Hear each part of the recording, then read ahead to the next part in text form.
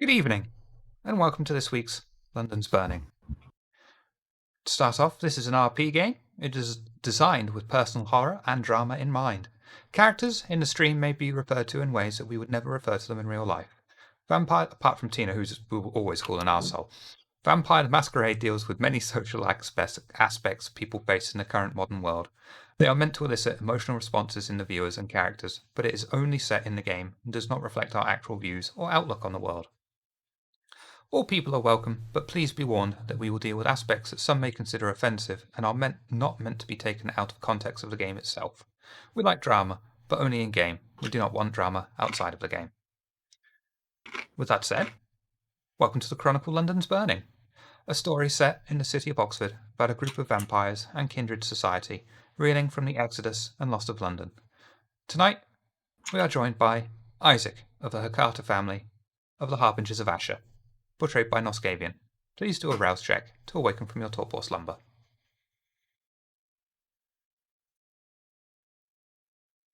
Wonderful.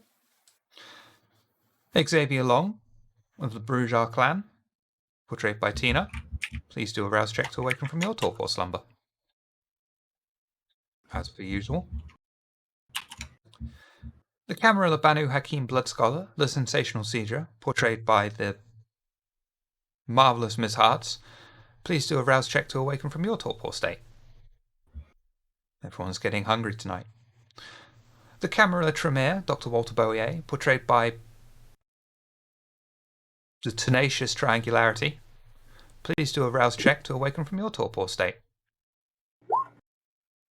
Excellent. The Camarilla Brujar Armon, portrayed by Nefarious Nitro Typat. Please do a rouse check to awaken from your torpor state. Getting hungrier. The Camarilla Toreador Rhapsody, portrayed by Gratuitous Groundhog. Please do a rouse check to awaken from your torpor state. Getting hungry. And last but by of course no means least, the Anarch Gangrel Ricky, portrayed by Tantalizing Tavi. Please do a rouse check to awaken from your torpor state. You're getting hungry. We open this week a little bit earlier during the week in the Hakata family haven. A mixed group of kindred are gathered at the graveyard. Each member of the family, representing a different bloodline, are giving reports about their dealings and goings-on in and around Oxford. Isaac is the last to speak. The head of the family turns his head and says directly to Isaac, "Isaac, of the Harbingers of Asher, you said you had some important news to report. Please share it with the family." Yes, I have some quite important news to share with you all. It would seem the Camarilla Seneschal had gone mad or rogue or something of the sort, and he had been killing many kindred, and he had killed two of the kindred primogen, the Banu Hakim primogen and the Nosferatu primogen. The Coterie I am a part of managed to dispatch and kill the Seneschal. The Seneschal was plotting from within, and you helped destroy him, you say? Yes. Excellent. Not only is this valuable information, but cracks are starting to show within the ivory tower. You will no doubt be integrated further as an ally of the tower following this. The Camarilla are no fools, however, but they are extremely paranoid. They are always on the lookout for a knife in their back, but your efforts will no doubt help them turn a blind eye to our activities. Speaking of which, the property you located for us in Botley, the haunted house? Yes. The project there is nearing completion. We shall soon be opening it and allowing access to all kindred regardless of sect affiliation. As you have integrated yourself to the Camarilla, we will soon ask you to approach the Camarilla hierarchy and ask for the building to be placed under Elysium rules. I suggest you inquire with your shadow how receptive the Camarilla may be to such an idea. Very well. I will find out more information, seeing if we can secure a safe respite within Camarilla territory. Excellent. Oh, and one more thing, Child of Asher. Your vessel is Yes. nearly at its limit.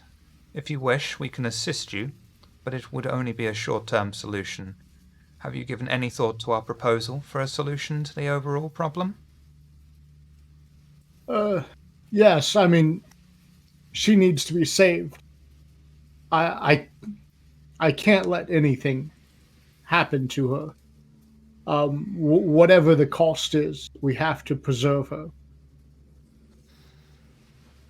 We shall look into options for you and present you with choices. I'm willing to do whatever it takes. This is Naturally. very important to me. And that is why, of course, you are here in the first place. We will not let a member of the Indeed. family down.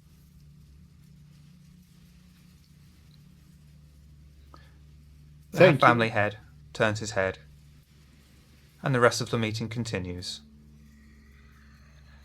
Meanwhile, so earlier in the week, at the Tremere Chantry,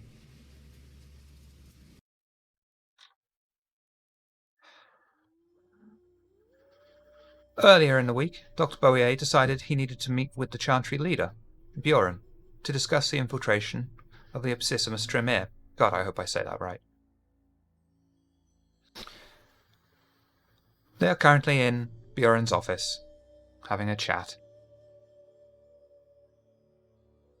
Dr. Boyer, I'm glad you've made it. Bjorn, I'm glad you had some time. Of course. May I ask if this is concerning my proposal, I said?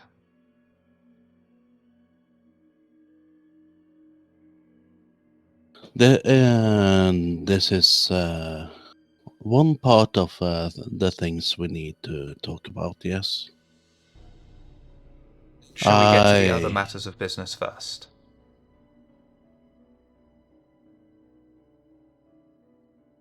Yes, we can do that. The other matters that has happened is that the Seneschal has been murdering several kindred lately. We have come across the scenes lately where the Nosferatu Primogen, some Banu Hakim member, and another kindred. And Intriguing. lately,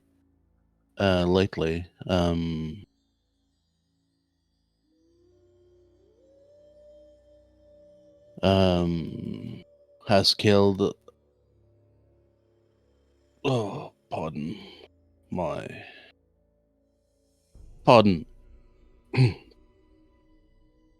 have an issue with my speech effects on the body. It is no problem. You know your flag may fly free here.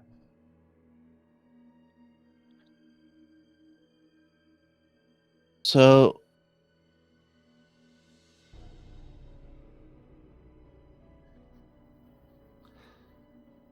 We had heard rumors to this effect, but hearing the confirmation from one of our own obviously confirms it is true. Did you have a it hand in is. bringing the Seneschal down? We had Excellent. the Coterie were responsible for taking him down, with Lorwan out of action, even though he helped. Intriguing. It was actually I that did the final blow. That must be quite a redeeming feeling for you. It was definitely satisfactory. I imagine so. The Seneschal was a pompous ass.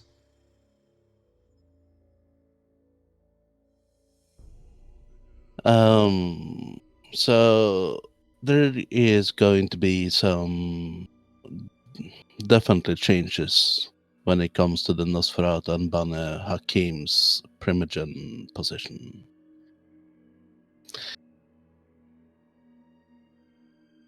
I'm surprised the Nosferatu primogen died. I'm not surprised the primogen of the Banu Hakim died. Indeed, it was indubitably an unavoidable eccentricity.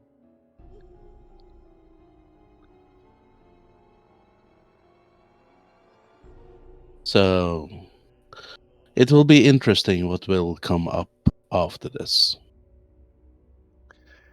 As I understand it, the prince has been very hands-off with allowing the primogen of each clan to choose their own representative. At least this way she gives the illusion of freedom. She's very intelligent in that way. Sadly, she lacks the common sense to allow us a seat on the primogen, but maybe in time.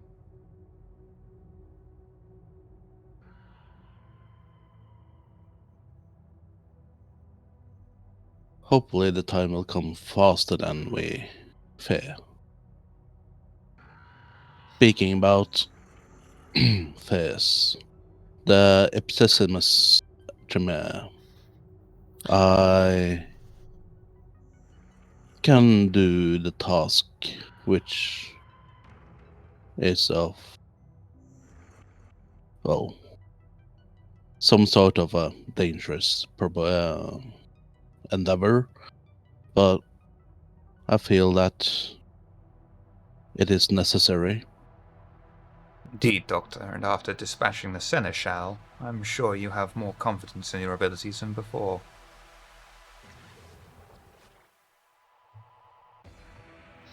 I hope that, I have full and I faith do in believe you. that we will find some clues regarding the Epsissimus and what they are actually doing. Indeed. And should of course the need arise, I'm sure you will either be able to report to us, or stop it in its tracks. I had a feeling you would agree to the mission. As such, I had the vial of Vitae brought out of storage. Bjorn reaches into a drawer, opens it, and pulls out a very flash-looking vial of Tremere Vitae. Now, Doctor, don't drink this. It is already a great wound to us to have to yield it to the Anarchs, but the benefits outweigh the loss. Rest assured, I will not drink this. Excellent. This vial contains the last known sample of Vitae before the curse befell our clan. It is from a 6th-generation sorcerer and has been preserved with magical means. This will attract the rebellious Ipsissimus' attention, no doubt. Their parlor tricks will be unable to extract anything of real value, but that isn't either of our problems.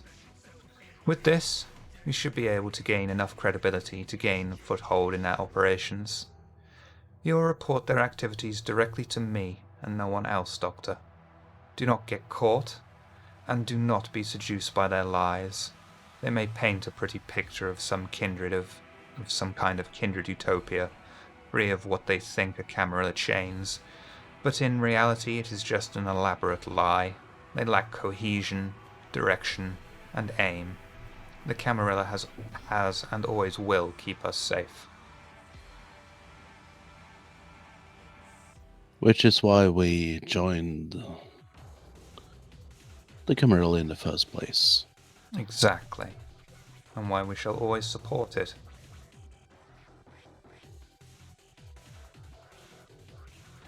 Is there anything I will else, do Doctor? No, I will do my utmost in this matter. I'm sure that will be more than sufficient.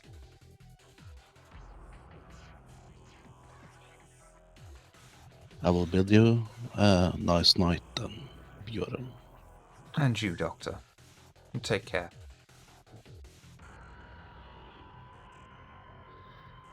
Flash forward to the present day. Night.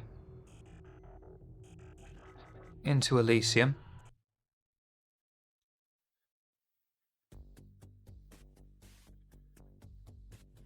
The Coterie are meeting in Elysium after receiving a message relayed by Dolores that there is a big announcement tonight and that their coterie should especially attend.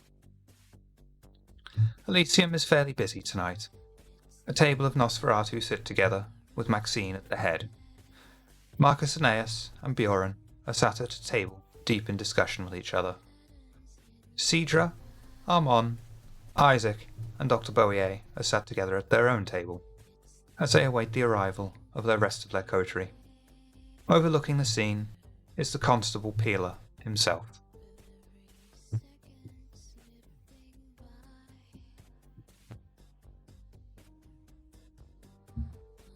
Cedra is nursing a glass of special blood.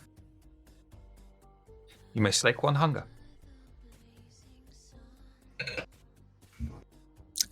I would have also gotten a drink too, but just a regular one. Of Vitae, just to clarify. Yeah, of Vitae, yes, sorry. You may slake one It's hunger. the only thing I can drink, so I just assume. Vitae, not spiked Vitae. Yeah.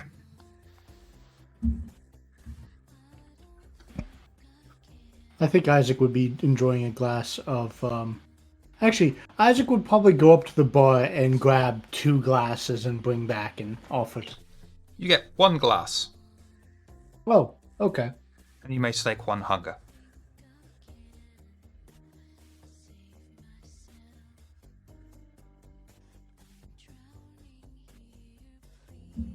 So, Cedra, how's are the effects in your clan matters lately?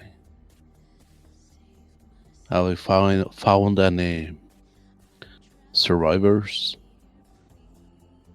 Not yet.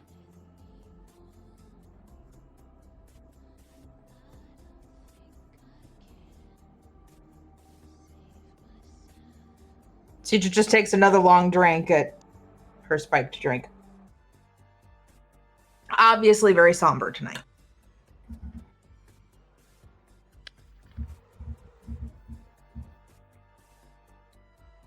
The events with the Seneschal were quite. That was quite a taxing night. Yeah. He would look. Isaac would look at Cedra and Amon. You two recovering well? Slowly healing. I look down at the sling that my arm is in. Trying to. Cedra also has her arm in a sling and has been drinking with her left hand.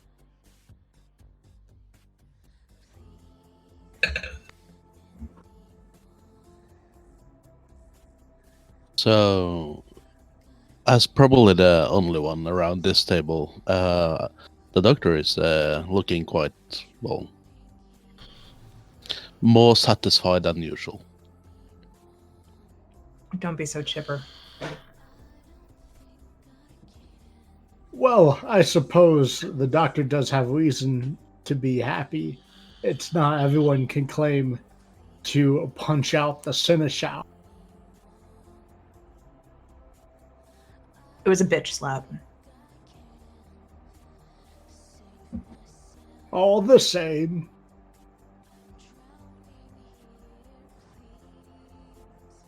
At least the Seneschal is gone. But was the Seneschal the Ripper? No. Definitely not.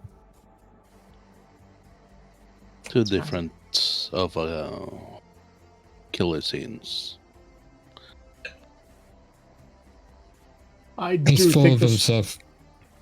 As full of himself as he was. He was sloppy and trying to cover it up as the Ripper.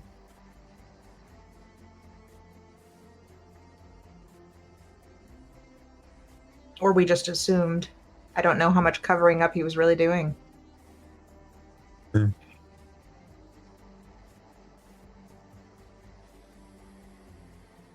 Yes, he seemed quite irritated and annoyed with something or everything.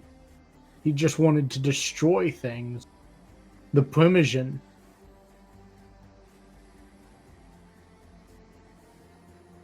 At this point, I mean, Pandora will arrive, fashionably late as always. She elegantly glides down the iron staircase, her long skirt flowing behind her as she walks across the room, slowly takes her booth, bathed in scarlet light. As soon as she is sat down, Kindred from behind the bar walks over with an elegant champagne flute of vitae atop a silver tray.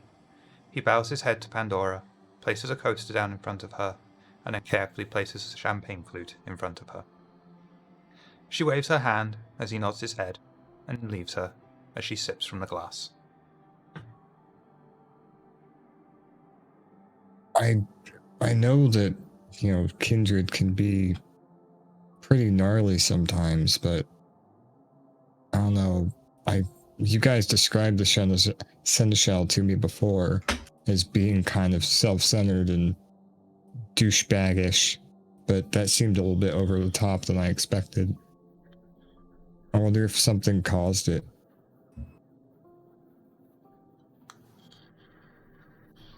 It's hard I to say don't whether or feel. not he was more douchebaggish than most La Sombra.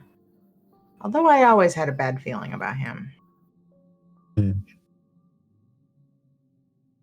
I mean, he's the one that wanted us to go dispose of one way or another Dolores.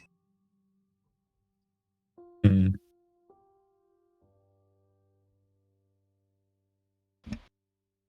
Yes, that was my first time meeting the Seneschal. But based on what everyone else in the Coterie has said, he seemed like quite unsavory fellow.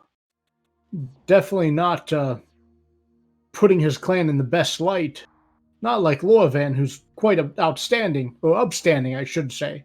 But that Seneschal, he was just unpleasant. I thought the blood bond worked the other way. What do you mean? There's no blood bond affecting me. It sure seems like it. Lorvan's a dick. He can be terse, but at least from my point of view, has always seemed honest with us. At Not least like he's not murdering all the other kindred. precisely. Low bar.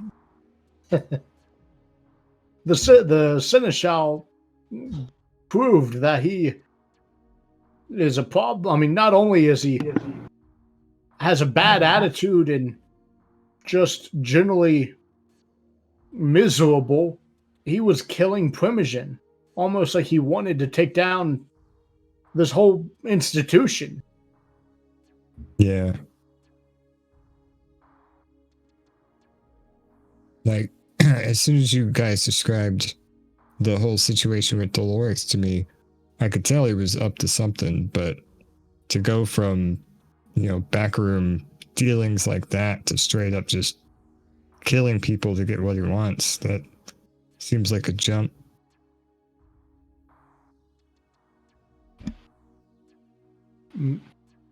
Maybe he was being impatient, but you'd expect older vampires to be matured enough to have patience and not act impatient and childish.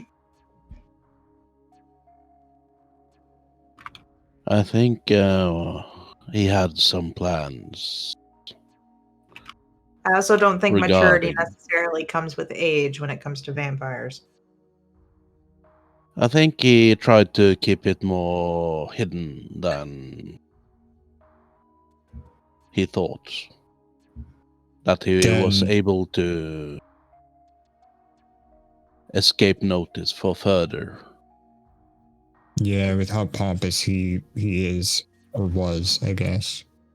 He probably underestimated the people that were investigating the Ripper scenes. I mean, it was us after all. He would have known that.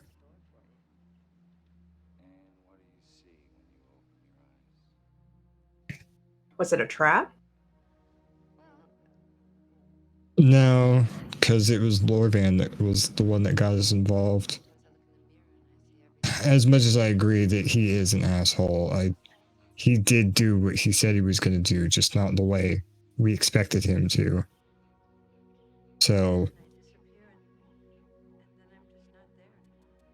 It might be that Lorvan were used by Coronel. that's true.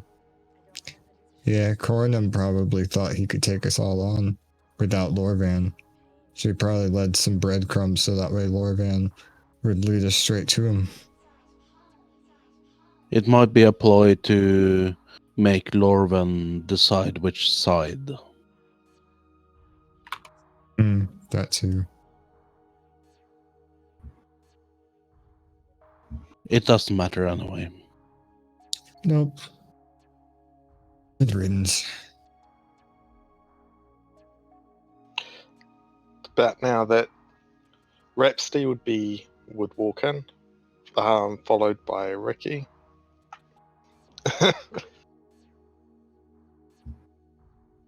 Comforting her as she descends the staircase, spiral staircase. Rhapsody will get a little nod and raise glass from Pandora when she sees her. Rhapsody would nod And back. you would probably actually see Amon like look in their direction and raise his hand to try and signal them over to where we're all sitting at. Ricky, frowning, gives a curt bow to Pandora and then sees him on and follows Rhapsody in that direction. It's all gonna be okay, Ricky. It's all gonna be alright. Well, as evidenced by the fact that I'm not dead yet, that doesn't mean I like being here right now.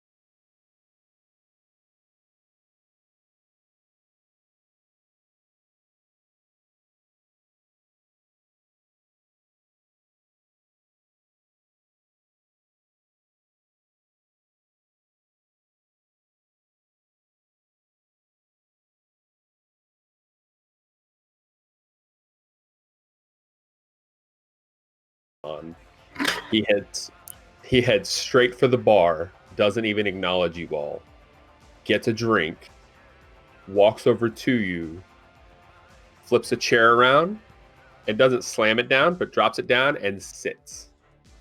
You may slake one hunger. Even though you don't pay attention, I do the raising my hand thing like I did for Ricky and Rhapsody, but instead of just an open palm, I flip you off.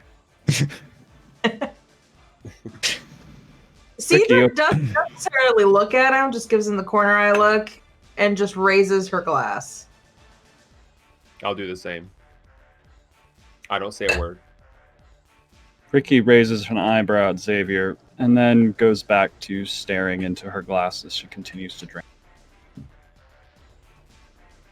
Welcome, Saber. It's good to see you. Yeah.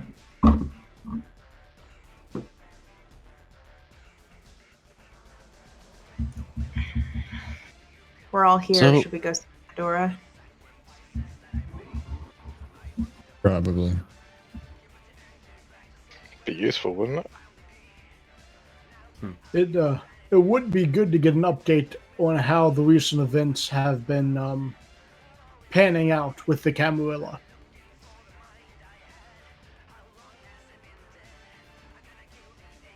Or just get some standing orders. Yeah, the doctor gets up, and kind of quite fast hobbles over to Pandora's table. Doctor. Cedra drains the rest of her drink and then heads over to Pandora's table. Cedra. Cedra nods politely. May I? And points to a chair. She puts a hand out. Please. Thank you. Perhaps they would stand up with your glass and walk over. Say, may I please have a seat? Of course, Rhapsody. And takes a seat. Before getting up, because I know it's just me and Xavier and probably Ricky's still there. I just finished my drink, mumble to myself, whatever's about to happen, it's probably not going to be fun. And I get up and walk over. I'll do a polite bow before, not even saying anything, but motioning to a seat. Just points. I take a seat. Isaac would head over with his glass, give a polite nod, I forgot about Isaac. and then he'd head over towards one of the seats. You get a slight Ricky smile. drains. Sorry, Ricky, go on. Okay. Ricky drains the rest of her glass and just one quick gulp, mutters something very frustrated under her breath, and just goes about collecting the glasses and taking them over to the bar before heading to Pandora, largely as an excuse to put off having to deal with anything any sooner than she has to. And then heads to Pandora. Xavier sitting alone looks around. He'll stand up, take his glass, walk over. He'll just stand there. Xavier, would you like to sit? Thank you. And he'll sit. Ricky, of course, please take a seat. Ricky nods, "Thank you, ma'am," and takes her seat with Coterie. How are you all coping? I could use another drink. And I don't mean Vitae. I might be able to arrange that. The supply in the city has become scarce since the plague started taking over. There's meant to be a restriction on how much you may take from the bar at the moment, but I think I could pull some strings for you. Would anyone else care for a drink? Ricky chews on her lip, looks over at Pandora, and bows very slightly. "I would greatly appreciate it, ma'am." Of course. I mean, if we're Cedar celebrating, raises sure. her eyebrows, impressed that Ricky spoke up. I'm fine as I am. Pandora. I'm quite well at the moment, but I certainly appreciate the offer. Very Yes, thank you, but I'm also good. I'm excellent. Thank you for asking. Did she hear what Xavier said? No. If we're celebrating, sure. I'm unsure if it's celebrating or commiserating, but either way, it's an excuse, is it not? Damn right. She makes gestures all around. Kindred shuffles over, grumpily, places several glasses in front of everyone that wanted a drink. Those that wanted one may slake one hunger. And Pandora dismisses the kindred away. Thank you very much. You're welcome. Ricky bows her head as well and says, "Thank you for the meal, ma'am," and quietly sips her drink. A pleasure. And at this point, a young-looking female kindred, dressed in black, enters Elysium. She stands in front of a bar and calls for the attention of all those gathered. Now,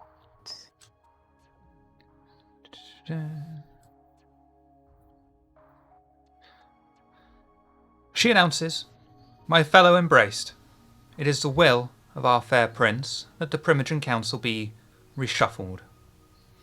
As such, I am to announce the new Primogen that have been chosen to ascend. The Nosferatu have chosen the kindred back as their new Primogen. His ascent is already complete. A new Banu Hakim Primogen has been chosen, and we are pleased to welcome Kulal to the position. The city still needs a new Harpy, and candidates are vying for the position. The city is pleased if it will have me as such, but there are several others vying for the position. They are all, of course, inferior to me. The Seneschal was recently exposed as plotting against our beloved prince. Lorvan was able to present evidence showing the treachery. Lorvan has given high praise and made it clear that without help from a certain Coterie, the Seneschal would have succeeded in his plans. I can see that the Coterie responsible is present here tonight. The city thanks you for your service. It is with your help that not only was the masquerade upheld, but a snake in our ranks was exposed. You are true exemplars of the Ivory Tower. Your standing within the Camarilla has increased. Most of you have proven you are capable kindred, but with a greater standing also comes greater responsibility. You may find Primogen asking things of you in the future. Keep doing such exemplary work, and some night you may just find yourselves working directly for the prince, and carry some of her authority with you. We thank you all for attending. Good night. The figure As soon as spins and exits Elysium. all the eyes start kind of looking around at our coterie and whatnot, Amon just pulls his hood up tighter around his head and just sinks into his chair further. Xavier just kind of looks up, raises a glass, doesn't look at anybody, and then takes a drink. Hell of a radio Steve show. tries to compose herself a little bit, nods to the crowd.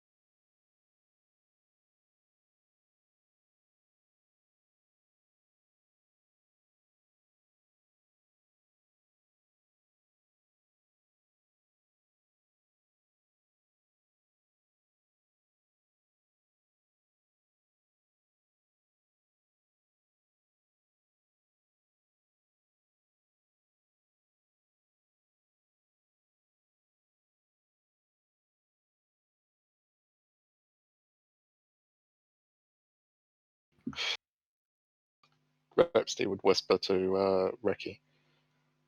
So we meet the new primogen of the Nosferatu last week, didn't we?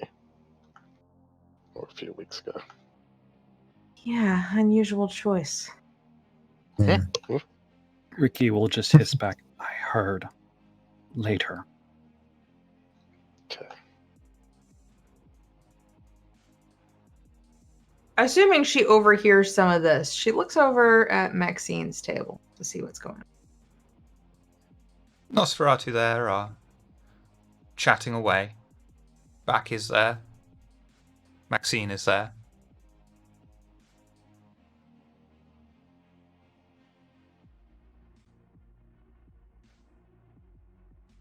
You say Back's there? He is. Cool. Xavier gets up with his drink in hand and walks over. Oh, If he can walk up behind Back and put a hand on his shoulder, I will. But if somebody stops me, I'll stop. No, that'll be fine. What's up, buddy?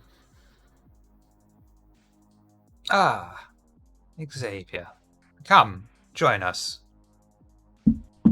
Is Harry there? No, All right. no fucking Harry. Gee, I No. wonder why. Fuck Harry. I'll I have to sit. go change my shirt. all these properly speaking Nosferatu, and all of a sudden it's like, hi guys. That would be awesome. It's fine.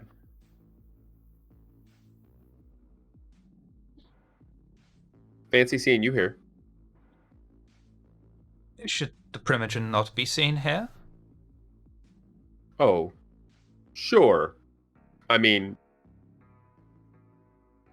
we just found out today you're Primogen. It's amazing how, things change, time flies. Nosferatu chose me. They chose wisely. I hope so. He who has the most information has the most to stand in a Nosferatu.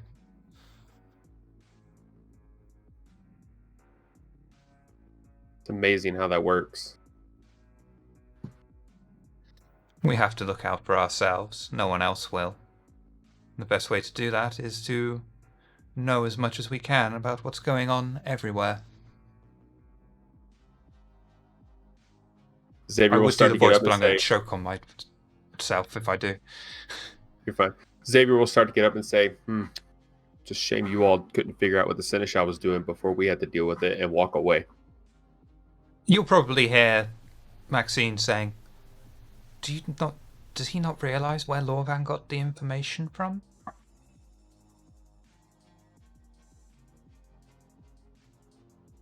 I just keep walking. Do you go back to our table? Yeah. Xavier, did you congratulate Bach? I mean, surely we overheard that, right? You probably would have at least picked up enough to got the gist of the conversation. Yeah, I mean, Elysium's probably busy with people talking. Yeah, I mean, if you sat there, it's fair to assume that if you sat there and tried to focus on what they were saying, you would pick up the gist, even if you didn't hear specifics. I'm sure Cedra did, because Xavier went alone. As Xavier walks back up without looking at him, Cedra pushes his chair out a little bit and make it easier for him.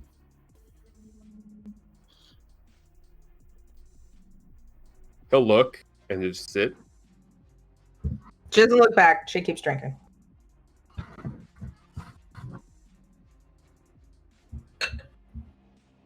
Ricky will groan as she realizes who Xavier was talking to, shake her head, and again try to drown herself in her glass of vitae, and fail. Cedra, do you know who the new Banu Hakim Primogen is? I don't. I'm assuming it's someone who is taking on Kalal's name as a sign of honor and respect. To honor his memory. Ricky will tilt her head. Is that a tradition for your clan? Not necessarily, but not out of the question either. Ricky will just nod and go back to silence. That is quite interesting. Well, I hope you can develop a good relationship with the new Banu Hakim Primogen. Are you still wearing his ring? Yes.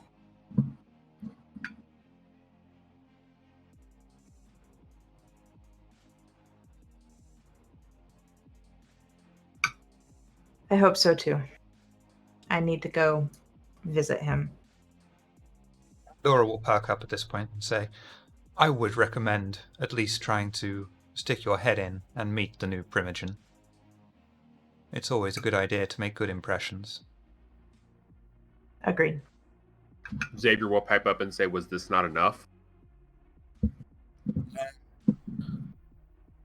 Quite frankly, it was expected of you, so the fact that you didn't disappoint is good news in and of itself.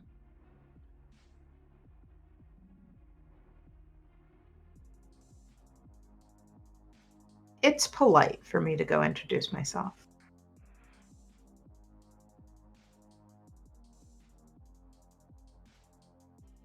I'm a bit surprised that you didn't hear about this in front, Sidra.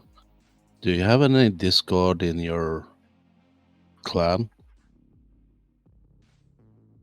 Discord, no, but we're in mourning right now. Things are kind of shattered.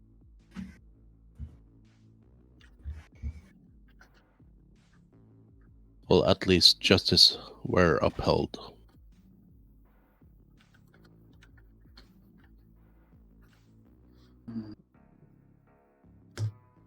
Indeed.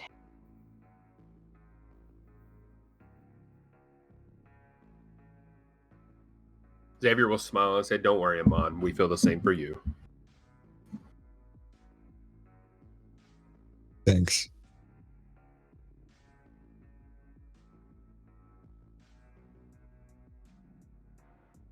Cedra does kind of look over to see if Amon is surprised, grieving, anything.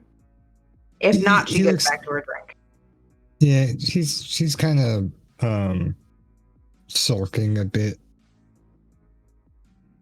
I mean, yeah, we beat the guy last week, but we didn't do it in the most graceful way. Ricky outright chokes and swallows when Amon says that. Oh no, that was just It was an me inner thought. talking out loud. Oh, Yeah. okay. Sorry. It's fine.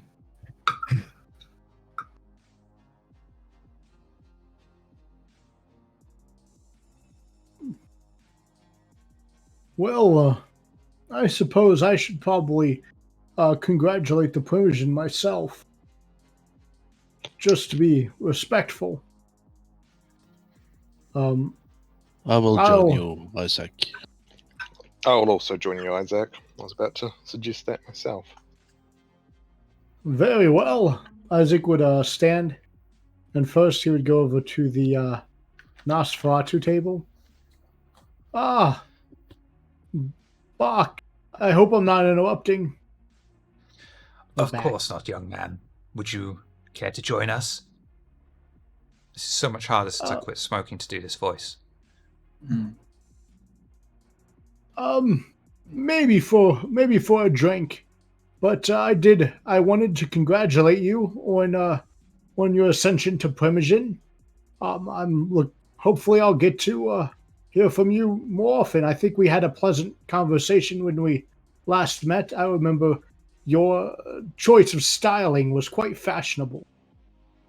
Thank you, young man. It is most acceptable that you show me some proper respect now that I'm the Primogen. Of course, should you make need of our services, I'm sure you have ways of contacting us, do you not? Ah, yes, of course. Good. Thank you. Thank you, Isaac young would man. cheers him. I also wanted to congratulate you back on your ascension to Primogen. You must be fairly new to the clan of the Rose, then. Traditionally, we don't exactly see eye to eye. Not that any of your kind would look me in the eye.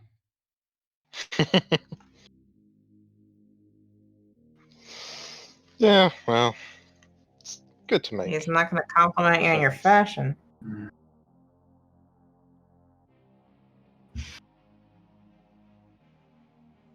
It's good to make friends, even if that.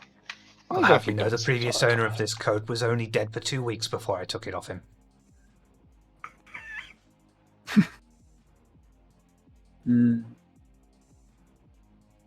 After they've been talking for a moment, Ricky will finish her glass, look to Pandora, and say, "Again, thank you for the meal, ma'am. I'll be back in a moment." Takes the glass, returns it to the bar, and just quietly files in behind the rest of her coterie as they're congratulating Bach. When Ricky steps away, Cedra's not over congratulating Bach. Xavier will look at Pandora. I still have my glasses on, by the way, just in case she has a problem with that. And he'll. That one's a basket case. A Nosferatu that's a little bit No. unhinged. Nope. Not that one. Which one? The one that just stood up. She's a The baby. baby. So She's extremely new to the unlife.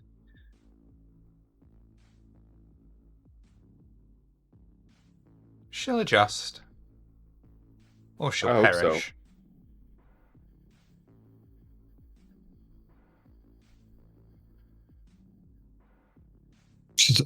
At this point, Amon will actually pipe up slightly for once.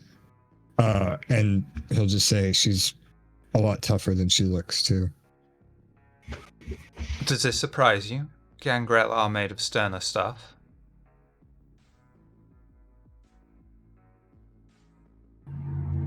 Me, yes. Apparently it shouldn't, though. Which makes sense. She'll hopefully be a huge asset for your coterie if you get yourselves in trouble. No, she's already been helpful in situations like that. At least one. Excellent.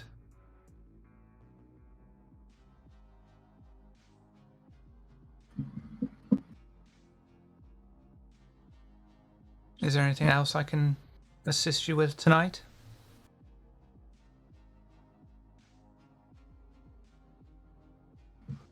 You mean we don't have to stay here? We could fuck off? Naturally. Xavier will get up, nod, and go to the bar. Cedra puts a hand on Amon's, probably not hand, leg. And before he gets up, Pandora, I'm just curious. Is there anything you know about this new Kalal? I haven't personally had the pleasure. But it would seem apparent that Kulal is more of a title than a name. There has always been a Kulal as Primogen since the Banu Hakim have been welcomed here.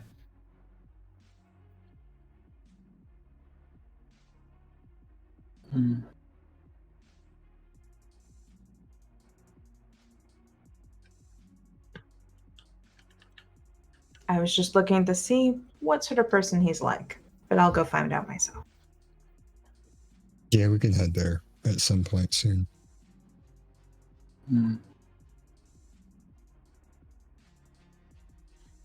Then, it seems that I can no longer be of much assistance to you.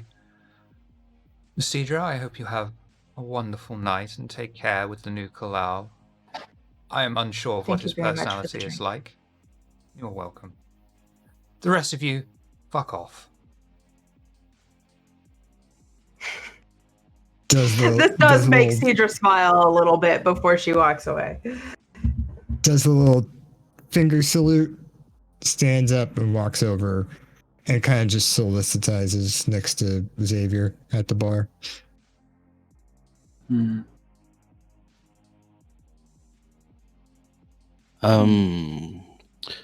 Meanwhile, at the box table,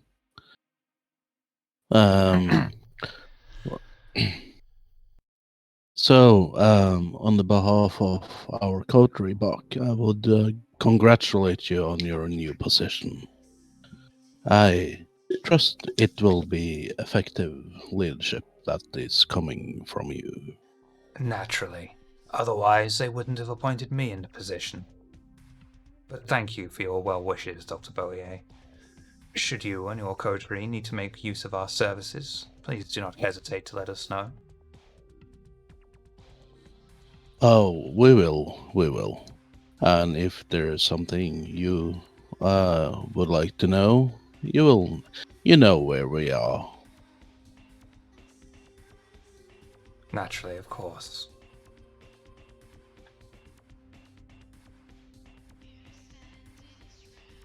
I'll do a slight bow.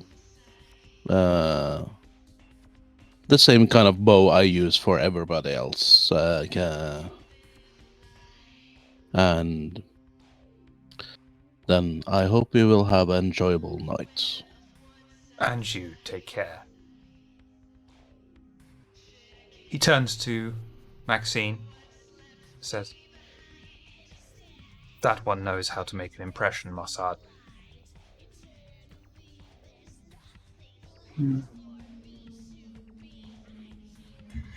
Cedra finishes off her drink, drops her glass into the bar in a, okay, let's do this fashion. Walks over to Bach, nods slightly. Just, congratulations on your position. Thank you, Child of the Hunt. I can't imagine us being of too much help for you, but if there is any way that we could offer you assistance, please let us know. Thank you. I appreciate it. My hope right now is just to keep the peace. A tall order in this city.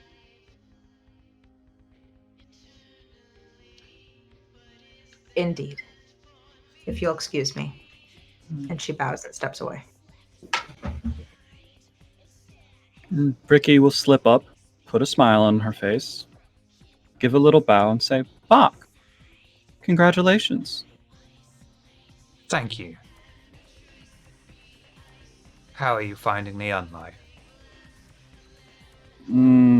Ricky will scrunch up her nose a bit, shrug. It's on life. I'm learning. I'll try to learn faster. You should learn as fast as you can. Be careful that you don't let anyone take advantage of you. Ricky will nod to Bach. Thank you for the advice. And take her leave.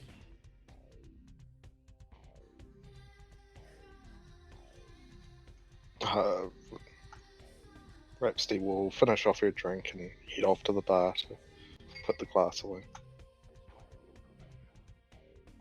You can just see Pandora's just smiling there with a nice clean table. Cedra's only left her glass once, and that was in defiance.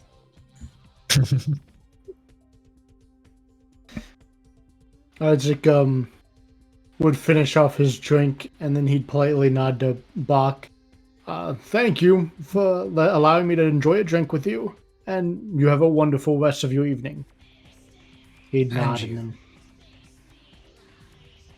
depart. Everyone leaving Elysium? Mm-hmm. Ooh, did we seek the new Kalal yet? You have He not. would there. be at the Hague. So you all he's head not out at Elysium. of Elysium. The generic-faced member of the crowd comes up to each one of you and returns your weapons. I assume you've got two different vehicles? Yeah, probably. I would have had to drive Ricky there, so yeah. Okay. You head back into your individual cars. And at this point, we'll take a quick break. We'll be right back. Welcome back. You join us as the Coterie are driving in their respective cars. Where is it you would like to go?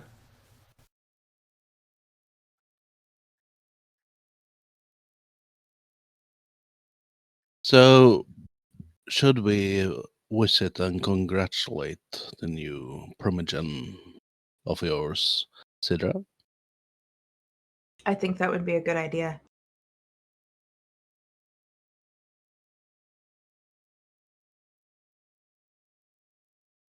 Ricky, you put on the radio whatever you want. Thank you. Ricky puts on classic rock again.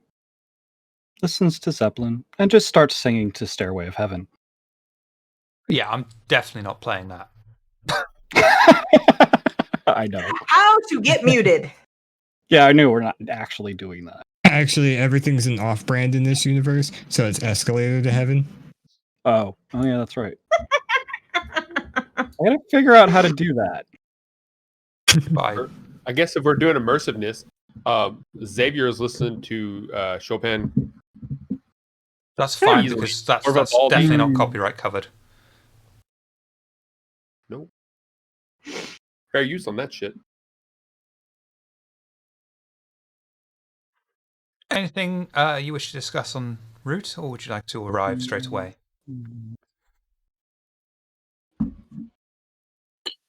Okie dokie.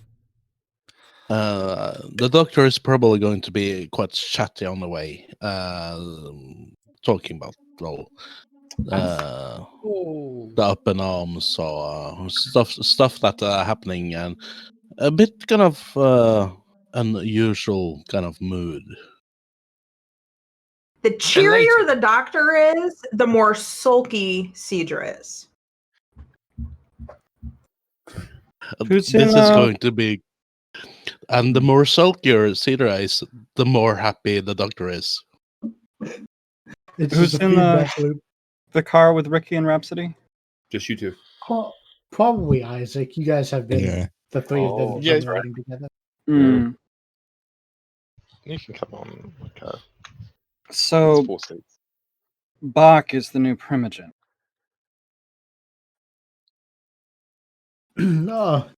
Yes, it would appear so. Didn't you all warn me about him? Well, I mean, I don't think Xavier likes him very much, but when we ran into him, he seemed rather friendly. I remember talking to him. He was knowledgeable, friendly. He had a really nice hideout. I really enjoyed how he decorated it. I think even back then I complimented him on it. But I guess what he was up to, the others found rather well, they were mad about it. He was trying to pit the Camarilla and the Anarchs against one another. Someone had hired him to do some hacking or something like that, and as a result, the Anarchs and the Camarilla were basically trying to fight one another, and he was in the middle of it. So that's why the others aren't too keen on him. Ricky frowns and nods. Didn't you say primogen? Isn't that a Camarilla position? And isn't Bach an Anarch? Yes, last I heard, I believe he was an Anarch. Huh. Well, It is unusual, Ricky. Ricky nods. Best for a girl to keep to her own counsel, isn't it? Yep. Terrorist is, well, what Xavier says is a terrorist. as a primogen? That's an interesting situation. Ricky will turn from the window to look over at Rhapsody. Isn't it kind of funny, Xavier being the one to call someone a terrorist? With all of his guns? Not that I would Yes. ever say this to Xavier's face. But...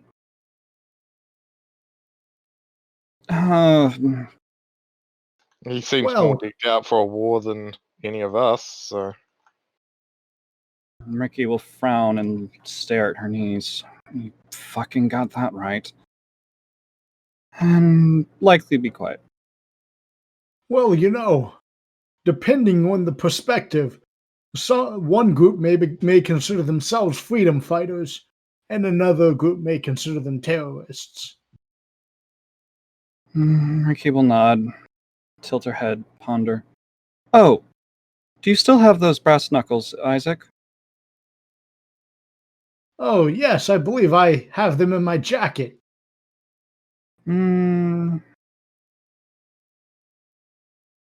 I'll figure Would out if you I like- need them. Yes, if you'd like a set of your own, let me know. I can hook you up. Okay, they did feel they had a nice weighted quality to them. Isaac would reach into his jacket and pull out the brass knuckles and hand back to Ricky. Thanks.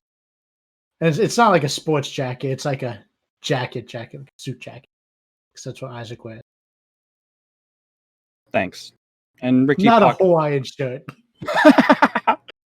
oh, there would Ri- also be a coat back there. That's mine. And Ricky pockets one of each of the weapons in the front pockets of her vest.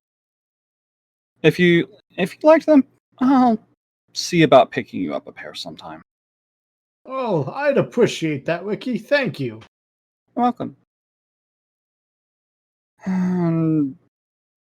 I take it we're going to see the other new primogen. Yes, the new primogen's name's Kalal, which I believe was the name of the previous primogen. That should be interesting. Ricky nods, looks to Rhapsody. You already know the way? I'm just following them. Fair enough.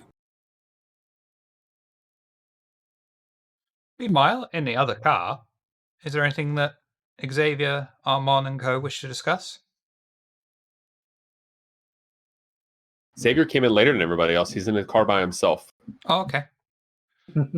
Xavier, would you like to talk to Germany yourself on the journey? No, Okay. I could Xavier's call has- somebody, yeah. but no. Xavier's got his one hand driving, one hand on his shotgun.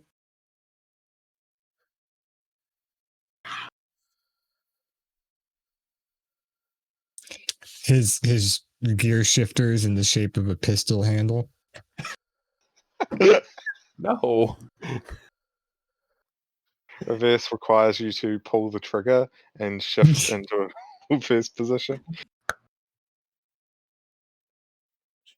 So Armon and co, happy to just arrive at Banu Hakim Haven with everyone? Okay. Hmm. The three cars, not suspicious at all, pull up outside the Banu Hakim Haven, park up, lights are on, and it seems as open as it normally does.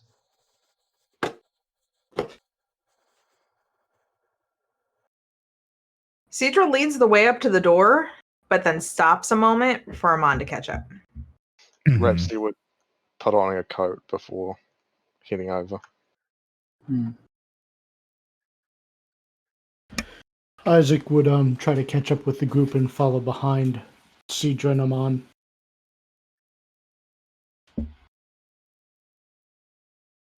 Xavier lags behind.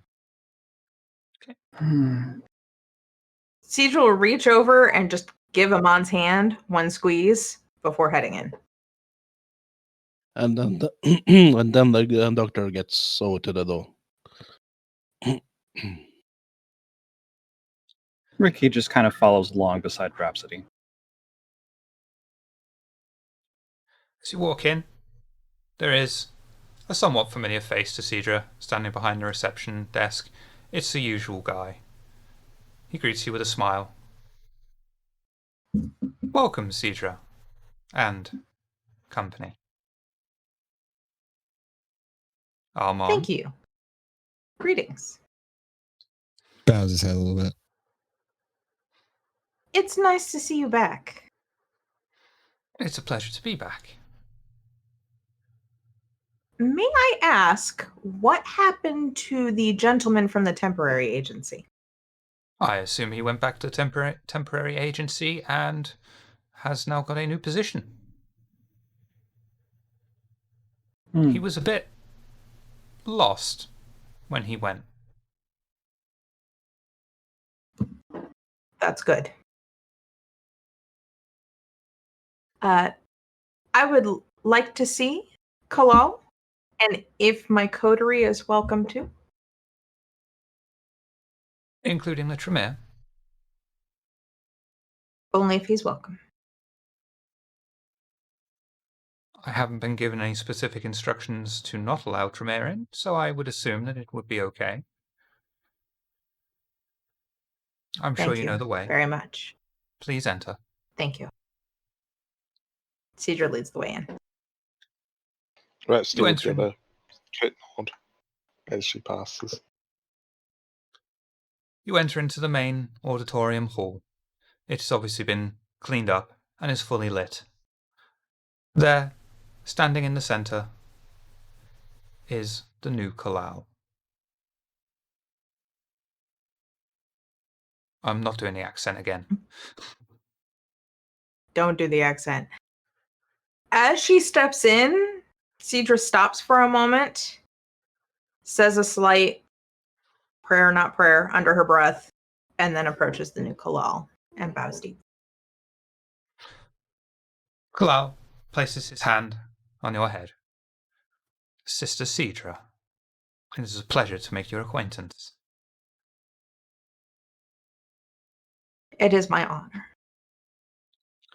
I am currently taking stock of all that the Banu Hakim have in their holdings.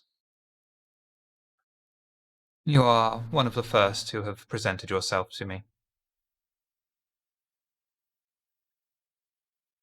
I am happy to hear that we have a primogen once again. It is a tall order to fit. The second Kulal was substantial as a figure. Indeed. I was honored by the gifts that he bestowed upon me. And Cedra kind of looks at Amon and then back at Kalal. Ah, yes. As soon as aware. Cedra looks back at me, I do a little bow. I was aware of our adopted brethren. Brother Armon. I'll walk up and stand beside Cedra. Bow! Standing. Yes. I know it's exciting for you. Did Cedra kneel, or did I miss that? I bowed. Oh, well, yeah. I just kind of, I do a deep bow. Brethren, how are you finding your integration into our ways? Seamless. Excellent. We will soon have need of your and your sister's services. I shall send word. But it is time the Banu Hakim stepped out of the shadows. Figuratively speaking, of course. Unlike my predecessor, I do not believe we should be so beholden to working behind the scenes. I would like us to be known fuller to the kindred of this city.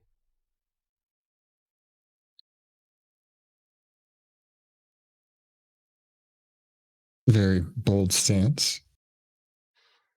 These are changing times. We want to be as loud as we can, without drawing much attention. Being quiet in these times brings only death. Is there something in particular you had in mind? An example to be made? When the time comes, I will give you the relevant information. But for now, proceed with the status quo. I am at your service. Excellent. I expect no less. And so am I. And then I do another bow. You shall prove to be great assets to our clan. I'm sure together we can forge a new name for the Banu Hakim. Amon in particular has acted very honorably and justly. Excellent. And I trust that you will find yourselves both loyal to our interpretation of justice.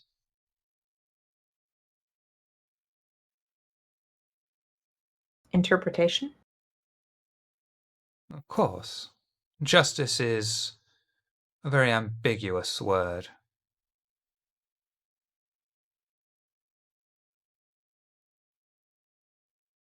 I stand by the morals that my sire taught me. I'm sure that will be sufficient. But do not forget your allegiance is to the Banu Hakim of Oxford, not your sire who is absent.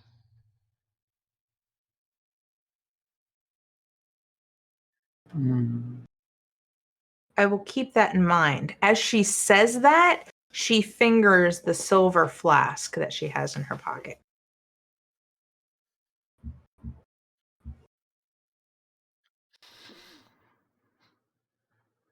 Thank you for presenting yourselves to me.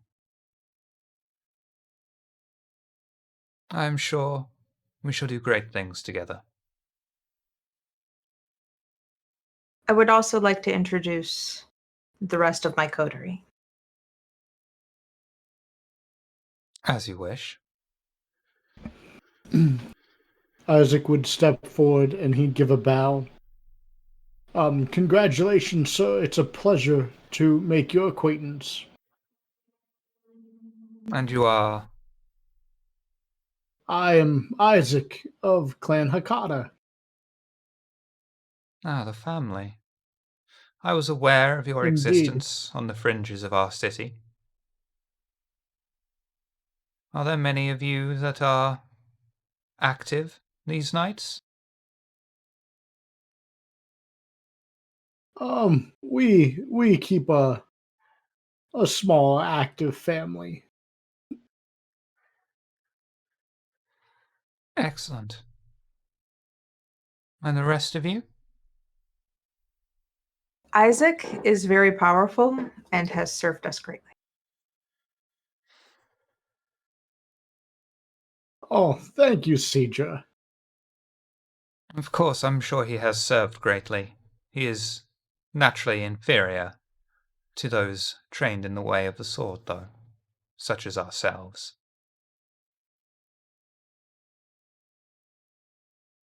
Savior will step forward after he says that. Congrats.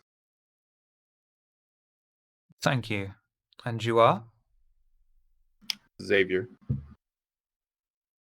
Of what blood are you? Same as him, and I'll nod over at Amon. You are Brujar and have been adopted by us? You said what blood, not clan.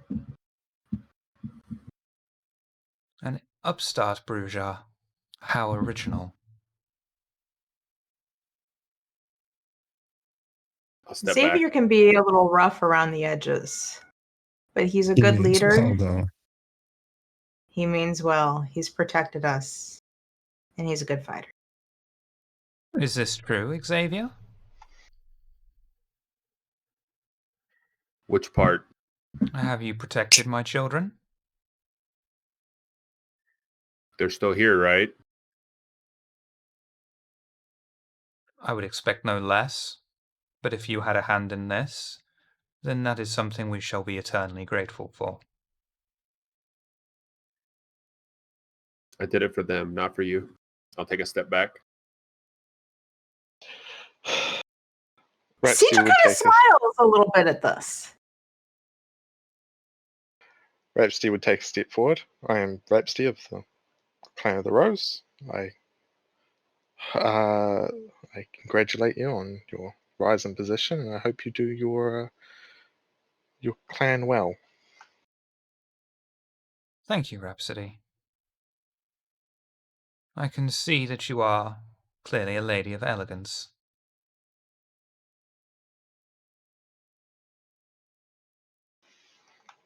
As you may Rhapsody takes a step expect, back. her grace and manner of speech has helped us out greatly. As I understand it, she was partially responsible for the cover of the masquerade in previous week. Yes. That is excellent work. The masquerade is extremely important to our kind. I thank you for your As service. it is to ours.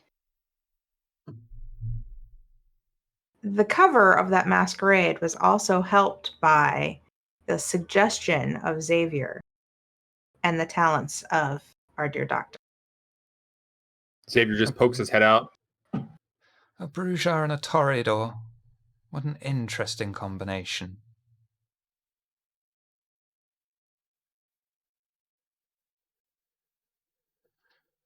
And the Ricky will remaining follow. two? Ricky will follow Rhapsody's lead and step forward, curtsy with her skirt, and say, "Just Ricky of Clan Gangrel. I'm no one special." You say you're no one special, but a gangrel with a predominantly Camarilla coterie. That's interesting in these nights. A gangrel They also well learned in etiquette, it seems. Ricky will smile a little and say, "They were kind enough to take me in after I stumbled into their domain. They've been very good to me." Kindness is as Ricky much is of a quite weakness young. as a strength. I And pray Ricky will- that Ricky is quite young, but she is learning fast. And she has had no guidance other than us. you will hopefully be of a very strong gangrel then. I hope so. I want to survive, and it's clear enough I will need strength to do that. You are learning fast. I'm sure you will be a huge asset to this coterie.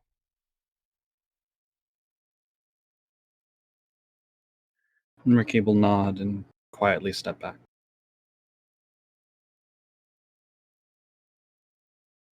And who is this last one?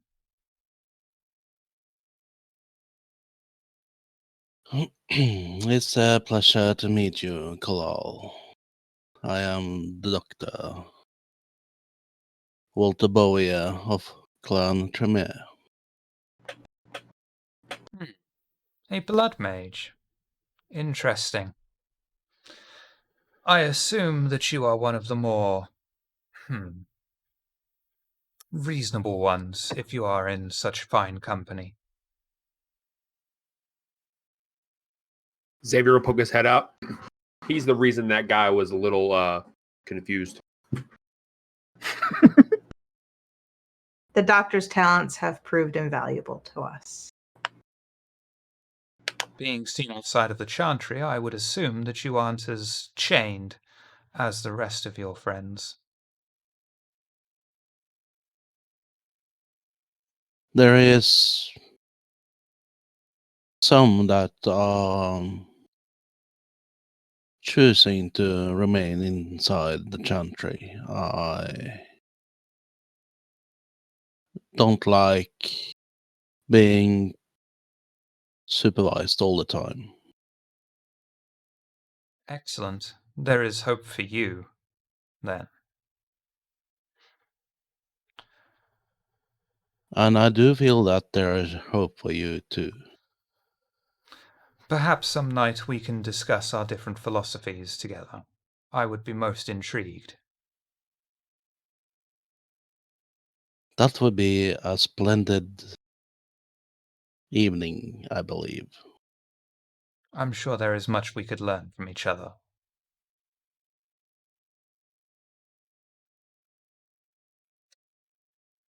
I do hope so.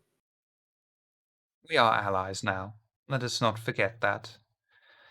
If there is something in our great library that may interest you, please let me know. We shall grant you access. I honestly appreciate the kind gesture. And I do a small bow, Please, look which is after the my first time children. I ever done to a Banu Hakim. Except for maybe Sidra. Please, take good care of my children, and they shall take good care of you.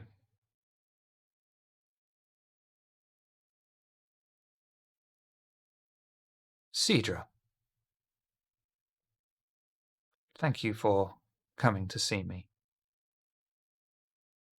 I shall have word sent to you if I have need of your services. Thank you for your leadership. And thank you for your loyalty.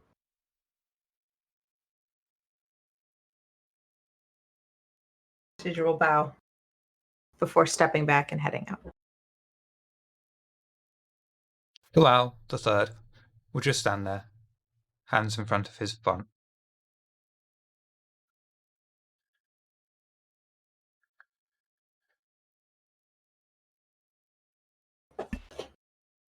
Everybody heading Isaac out? would give a nod and then depart. Perhaps he would give a short bow and head out. Kalal just stands there, almost, as the way that only a kindred can, almost looking like a corpse, standing there, not breathing, not moving.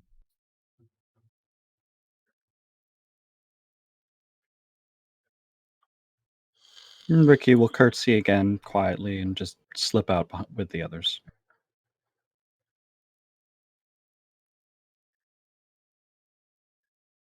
Xavier?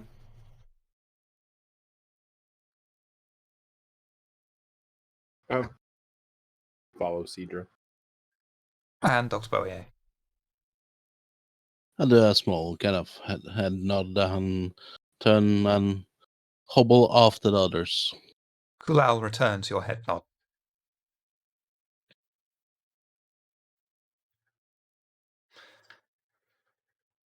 Heading out then? Back into the car? I'll stop Cedra before we get in the car. Okay. You have that weird thing, the tattoo thing, burn thing, whatever it is. Yes? Use it on me. I need to take care of something. I'll tell you when I'm done. Okay. Lights it up with their lighter. Waits for Xavier to show her the post skin.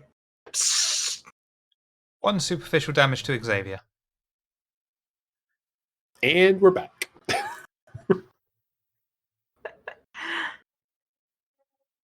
In her head, Cedra says, "We good?" We're good. And I'll just go get in my car. Won't say anything to anybody. Okay. Everyone else getting in the car? Mm-hmm. Yep. Takes Alright. off coat, throws on back. Ricky, Rhapsody, Isaac in the same car? Sure. Cool. Cars start up, and the undead convoy heads off into the night. Where are you heading? Do we have any other places of interest for tonight? Well, perhaps we should go to That- Xavier. Xavier probably pulls off before they even get moved because he's the only one in his car. He doesn't have to wait for anybody. I go visit Lance. Okie dokie. Should we focus on that, or is there anything anyone wishes to discuss in their When respective he car first? speeds off, I just say, "Let him go. Why don't we go back to the pub?" Okay. All right. I would like to just a brief little thing on the car ride. Probably just because Cedar always sits behind him in the car, so he'll just kind of look up into the rearview mirror at her and say, "You have full right to be worried about when people say our version of justice, but just as devil's advocate, remember the Banner Akeem don't always see justice the same way the Camarilla does." That's true. Mm. But I do worry when my loyalty is called into question. So I know. And then I just go back to driving. I will say this.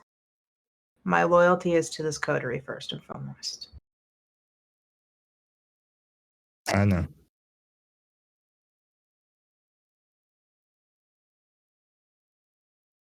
Anything the doctor wishes to say? That's good to know, Sidro.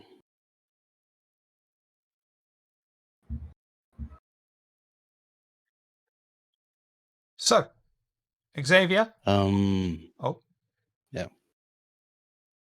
There is one small issue. If you have time to drive me over, that would be nice. Is that I spoke about infiltrating the Epsissimus, the Tremere Anarchs. And I do believe I could do that. That would Yeah, be I a can good drop. idea. Yeah, we can drop you off on the way to the bar. Well, who knows how long Xavier's going to be gone, so even if it's out of our Before way, we you can still go, do it. Cedra holds out the brand. Before you go, can we Hmm. communicate while you're gone? Sure, that I do have no problem with. She uses a lighter, heats it up, presents it to doctor for him to expose skin. Don't make me do it on your forehead. I do. I roll up my sleeve on the arm. She presses the brand into his arm. One superficial damage to Dr. Bowier, and Armand's car is filled with the smell of sizzling flesh. Yum. At that time, I have one superficial from before. I think I'll try to heal that while. Okay. So I just remain at 1 damage. Do a rouse check for me, please. Yes, sure. Lovely. Good. Okay, you may mark off 1 superficial damage. And then add one. He already added 1, so which brought him to 2. He's healed 1, so he's back down to 1, which is from the brand. In my head, I say to the doctor, "Can you hear me okay?" Loud and clear. I wonder how far this works. Time to try it out.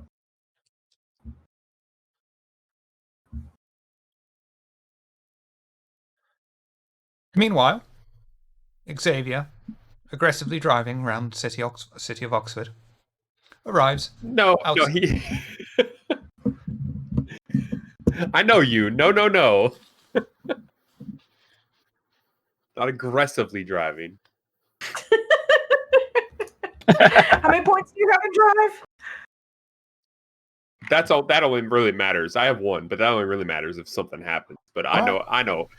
Anarch, and Camarilla territory just skirting through fucking red lights and everything. Nope. Xavier stops at every single red light, turns a 10-minute journey into 30 minutes because fucking Oxford and driving. Am I right? He's probably turning right on red, which in England, like, Left on red, but oh well, yeah, sorry. He arrives outside Slade Park, the Bruges Anarch haven. Obeying most, if not all, but not all, traffic laws. In a show of defiance, he parks his car on double yellow lines. Exits the car and enters into the Hall of Learning. Students are scattered about the wide entry hall, with some benches at the sides against the walls.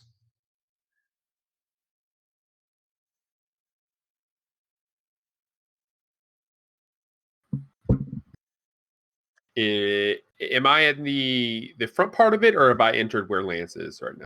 You're in the front part. Is anybody looking at me? I mean, aside from all the students just milling around, you would recognize one or two thin bloods there. Okay.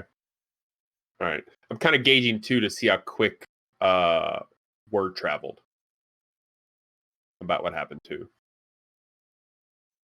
I just ignore everybody and keep walking back. All right. You enter into the main auditorium. You see Lance sitting in the middle on a few stacked benches, talking with thin bloods gathered around him. He notices Xavier, shoos the thin bloods away, raises his hand, and signals for Xavier to come over.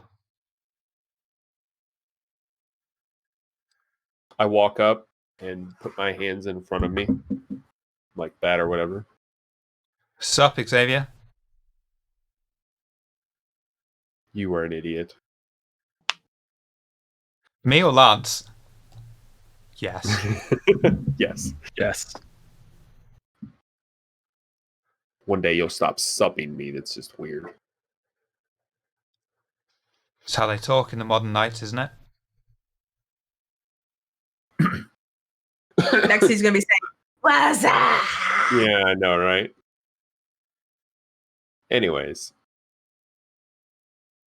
Has word traveled here yet? What word? The Seneschal is dead. We hadn't heard that. Is this Not only is the Seneschal dead, yes, it's true. I helped kill him. do the clubhouse fucks know that, or was this an Oh, the authorized clubhouse- mission? Both. So apparently it went crazy, which surprise, surprise, I guess. Killed 2 of their primogen, which I've got questions about that, but whatever. And then yeah, one of the pompous La Sombra fucks came and asked for our help because he can't do anything himself. Sounds like the Cami fucks, yeah. No doubt they're in shock from losing one of their own. So as you know, or probably have heard before, they have to replace that primogen. Guess who the Nosferatu picked? I haven't got a clue. Those guys are fucking crazy, man. Yeah, crazy enough to pick back. Really? Mm-hmm. Is that a real thing, or do you think he's playing them? I think he's Nosferatu. I think they're playing everybody. That's a fair point. But it also proves they have no idea what the fuck's going on. Since when did the Camarilla have any idea what the fuck's going on?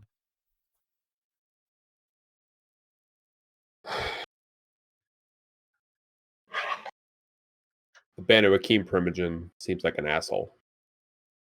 He's Banu Hakim, of course he does. Yeah, a little more than the last one, though. Trust me, I have 2 in my coterie now. You watch your back, especially in the shadows, that's where they like to strike. I'm aware. You know, you can always They come took here one and of we'll help ours. pull the knife out of your shoulder blades. Okay.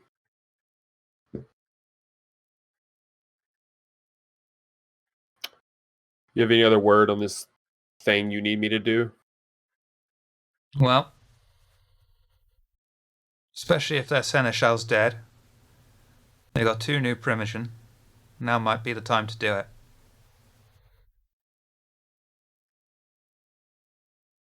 If you can get that guy out, we'll be able to give you the information that you want.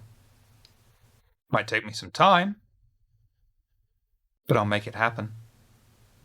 Can I tell my coterie? How do you think they'll take the news? To be completely honest, it's going to vary. Well, to be completely honest with you, don't give a fuck what those clubhouse fuckers say. They're the ones holding him captive. I agree. Just want to make sure if I tell 1 or 2 of them that it's not going to piss you off. Last thing I need is to come back here and you fucking hold something over my head because I didn't clear something first. Well, what are they going to do? They can't exactly march in here and kick the doors down. True.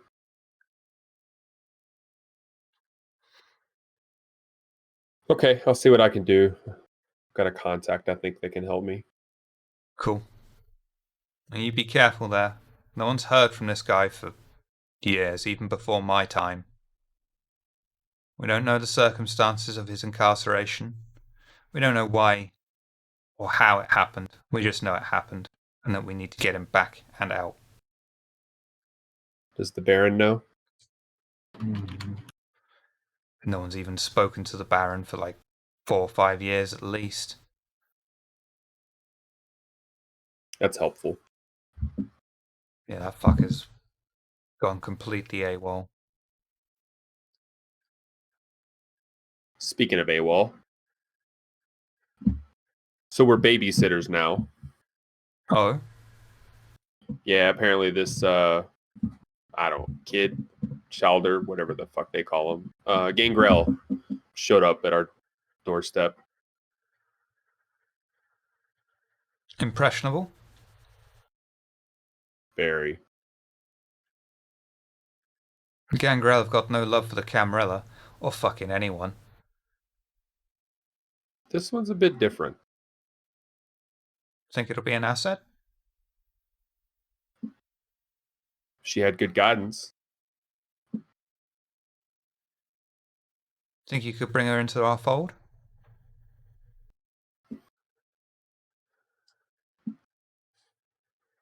I think she has a mind of her own. I can mention it. Well, a mind of her own, and the Camarilla definitely won't like her. No, I think they've already started to kind of blow her off. Obviously, the Camarilla and our coterie are playing nice, but You do what you think is best, Xavier, but remember, don't trust anyone. Especially the clubhouse fuckers. I'm here, aren't I? That's because you've got a brain.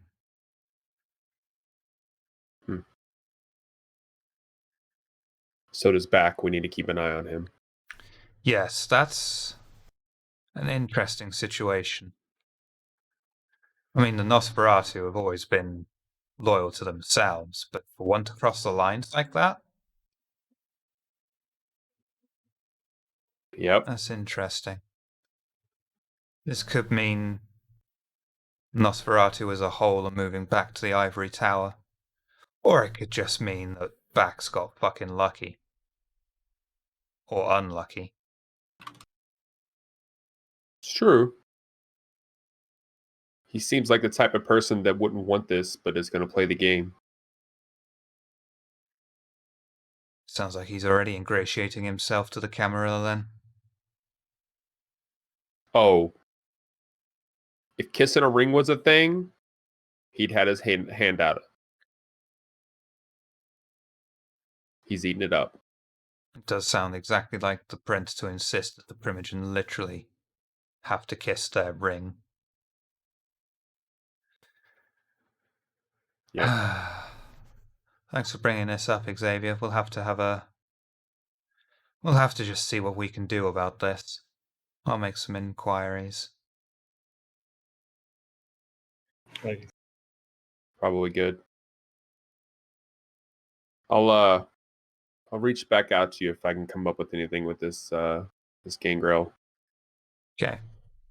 If there's some way we can help you with your task, let us know. We can't do anything too overt. Otherwise, everything will come back to us. We need to make it look natural as possible. This is a daunting task. That's why Even I for picked me. you for it. Not only have you got the brains, but you got the biggest balls out of a lot of them here. Says a lot coming from you, actually. I'd do it myself, but me against all that? And then who's going to lead the rabble after I go? Xavier just cracks a smile.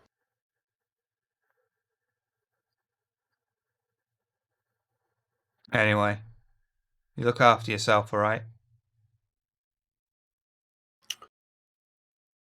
Yeah. He'll start to turn around. He'll Keep your turn nose back clean. and look at him. You can see as soon as your back is turned, Lance is like quickly ushering someone over and he's having a very intense chat with them. I'll just turn back around and look and then walk out. Probably flip off a random fuck, I can't remember the name of them. Student or Thin Blood? Thin Blood. Cool.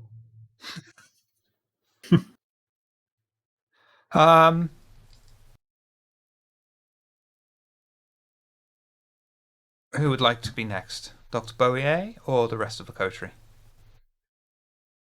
Oh, I'll just say when I get out, I'll let Cedra know. I'll do the little thing and just say I'm done. Where are you? She'll probably say the Haven, Coterie Havens. Yeah. If he didn't say that, Cedric's going to check in and say, hey, everything good?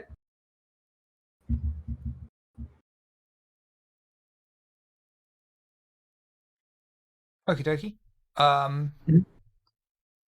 Let's flip to Armand, Cedra, and Dr. Bowier in the car, heading to the Ipsissimus Haven, Reprogenics. I open the door and shove him out as we drive by. No, not really. And as he's on the ground, I throw the cane at him. the car pulls up, stops, screeches to a halt, backs up, throws the cane at him, drives off. Yeah. No, not really. Not any of those. And is that when Dr. Bowier just holds his shin and he's like,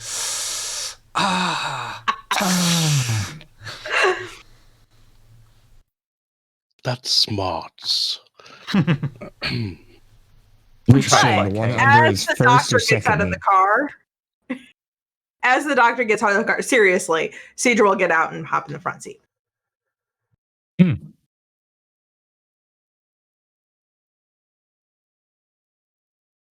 See you and then I will see you later tonight, hopefully.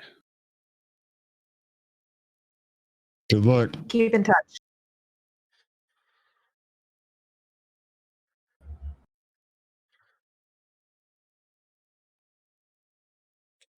I start hobble towards the entrance. The sound of your footsteps and cane hitting the tarmac as you walk up are the only things you can really hear echoing through the night. The reception hall is lit up, and the somewhat familiar face behind the desk smiles as you enter. Ah, Angelo. Dr. Bowier, pleasure to see you tonight. Likewise. So what do we owe the Is- occasion? Is Mordecai available? He can be, I I'm sure, might for have you. something he would like to get his hands on. Please wait. I will just buzz you down. He gestures for you to take a seat in the reception area. As he leans into an intercom and just starts saying, someone to see Mordecai and all this sort of thing. A few minutes pass, and Angelo says, please, Down the hall, the lift that's isolated on the left.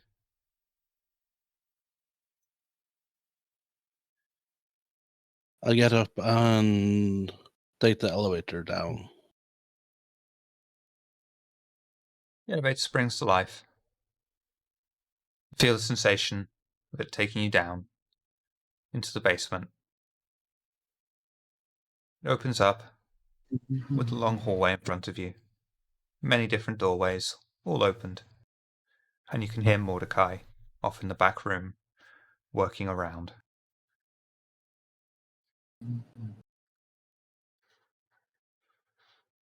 I kind of glance into the rooms as I walk past. Intentionally having a slightly slower pace than usual.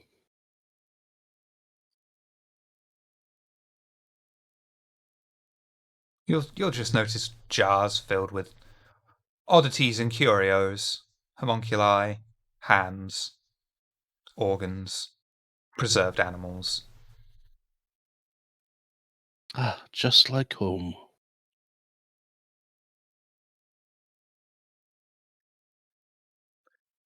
You enter into the main room where Mordecai is working away. He looks up, says, "Ah, Dr. Boyer."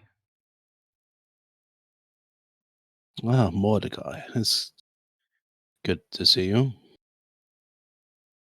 "And you, Doctor?" How is the night treating you? "The night presents many challenges for me to pit my wits against. It's most enthralling." So "And how yourself?" are your oh. I oh.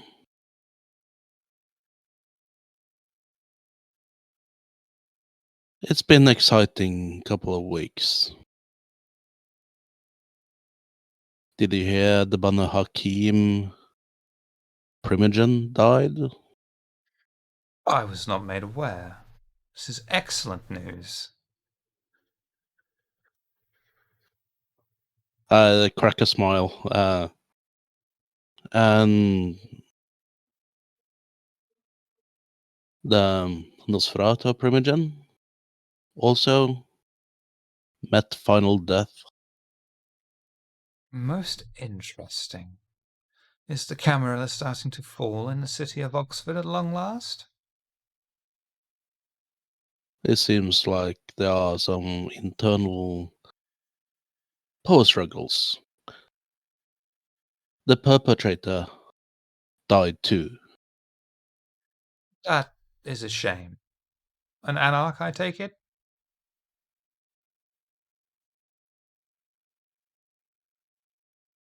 It was the seneschal Coronam.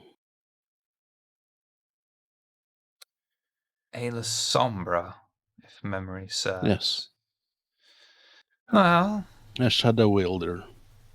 if the Camarilla invite serpents into their bed, no doubt they'll get bitten."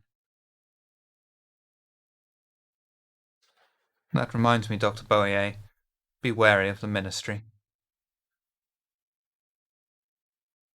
Oh, They are literal serpents."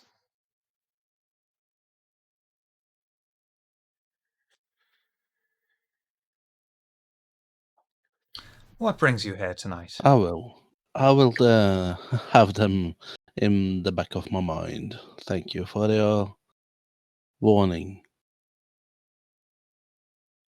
"Anything for our distant cousins."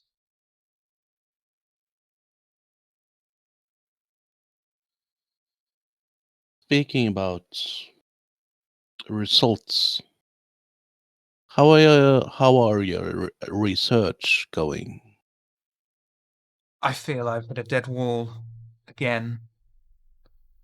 Every single time I feel I've got to a new avenue, it just feels blocked. I'm unable to use any kind of blood magic to get any further. I'm unable to use any kind science. It's most frustrating."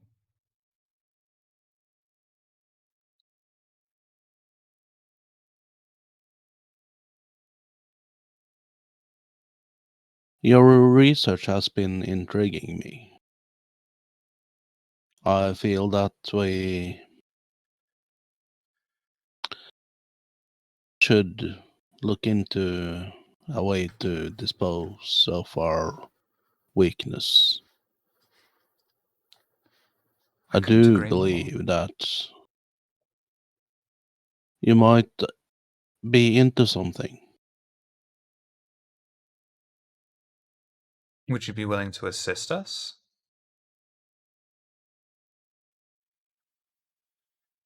If I could,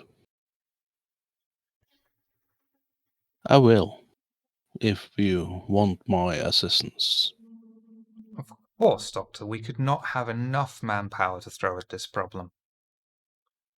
It literally fills my thoughts 24 hours a day. Right. I do hope that you'll get some rest during the day, of course, so you don't Of course. overwork yourself. That's why I have ghouls to do my bidding during the day. Exactly.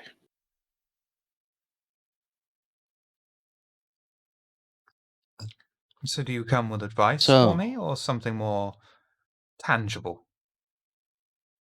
Well,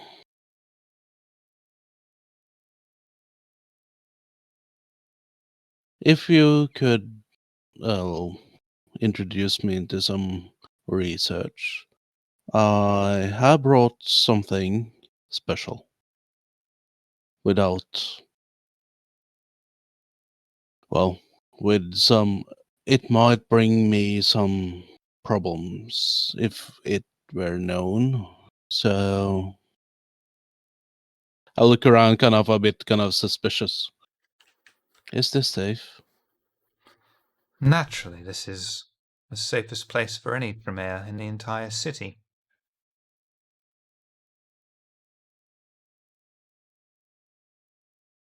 I kind of reluctantly kind of pull out the vial. And what's this, Doctor? This, if it is Vita from a quite potent blood member of ours from before the curse. Intriguing. But from what I've understood, even lower generations still suffer from the same bane. Why would this one be different?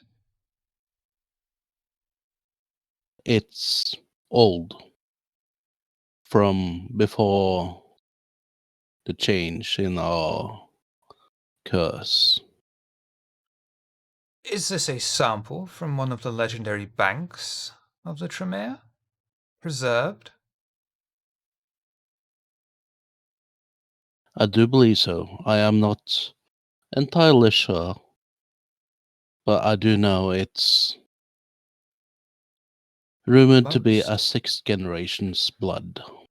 Most interesting, Doctor. Most interesting, and such a large sample. We could certainly use this. This is excellent. Come. Let us look at this together. I shall be more than happy to share the research with you. Perhaps together we might be able to find a solution. I do hope so.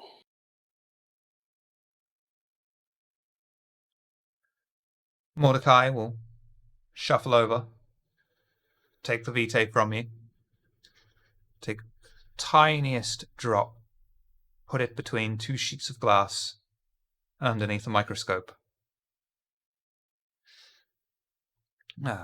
Doctor, you see here, and he gestures to the microscope, this vitae still contains the right sampling. It is still as potent as it ever was. In theory, if whoever donated this was still alive, they could ghoul anyone Watch. Ooh.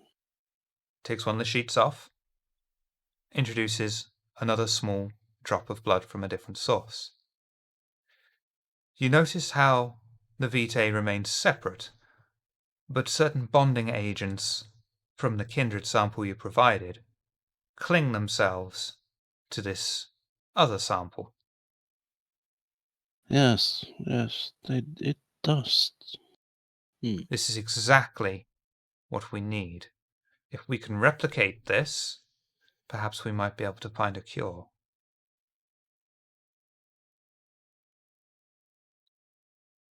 I might have some ideas. I'll start going into kind of work mode, research style into blood. And Mordecai too shall go into research receptive mode, listening and discussing with you.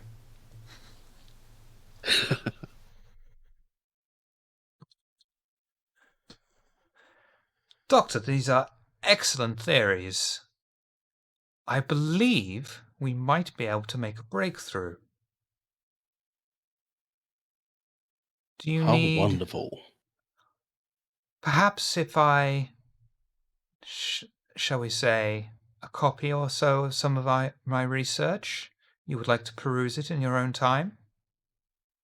That would be excellent. Is there anything in particular that you would like?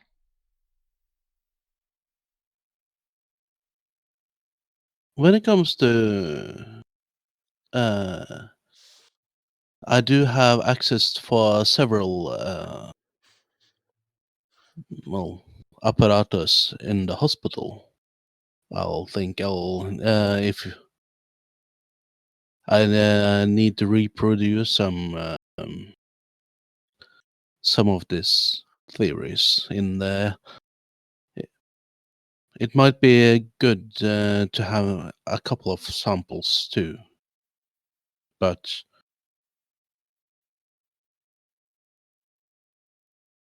I'm sure you won't be pleased for seeing samples leaving this building.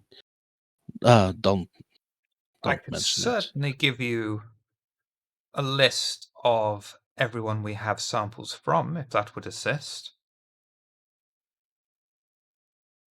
I might be able to get some samples myself. That's a good idea. I will have a ghoul copy the relevant information, and would you like it delivered directly to your haven? That would be splendid. May I have a contact card for you so I know where to send him? I'll give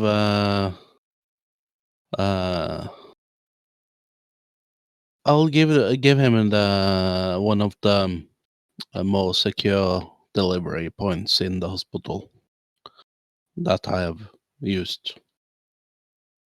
Okay. I will have this delivered as soon as it is copied. Together, I'm sure we can crack this. And, of course, Doctor, please keep this list and the contents of the research just between you and I. Of course. Yeah. Marvelous.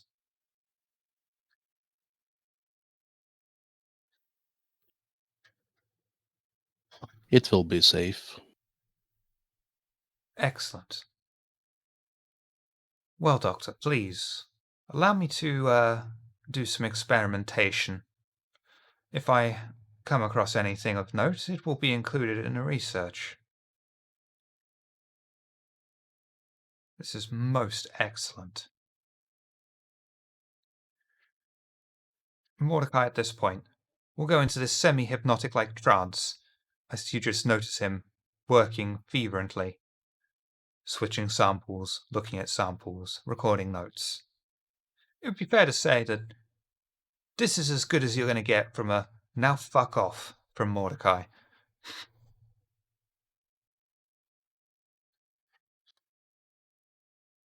I kind of on purpose reluctantly kind of drag a couple of minutes out to show that I kind of really don't want to leave, but finally kind of walk out a bit frustrated. kind of, I As wanted to he's standing there in that drag of minutes, that's when Cedra checks in and says, "Hey, everything okay?" Yep, I'm good. Okay, good.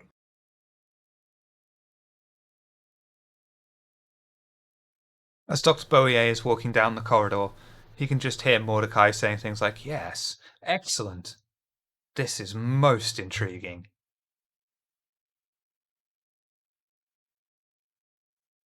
I'll send over to Sira. I'm coming to our domain now. We'll see you soon. And I call for Uber? a Uber. lift. Whistle for your Yeah, a motorcycle. booba. Yeah, I don't have my motorcycle here, so Guy rides up with a flaming Whistle skull. for it. What's up You for the could always walk. At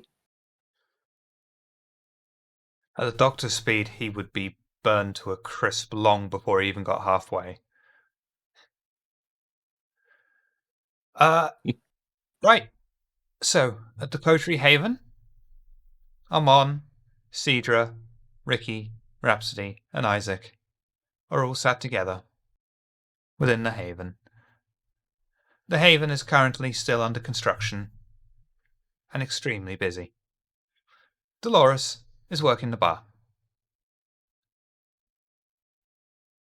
Cedra stops at the bar on the way back to the office, and when Dolores comes over, she goes, "Never mind," and decides not to get a drink. Dolores is kind of like, before she's distracted by customers demanding attention.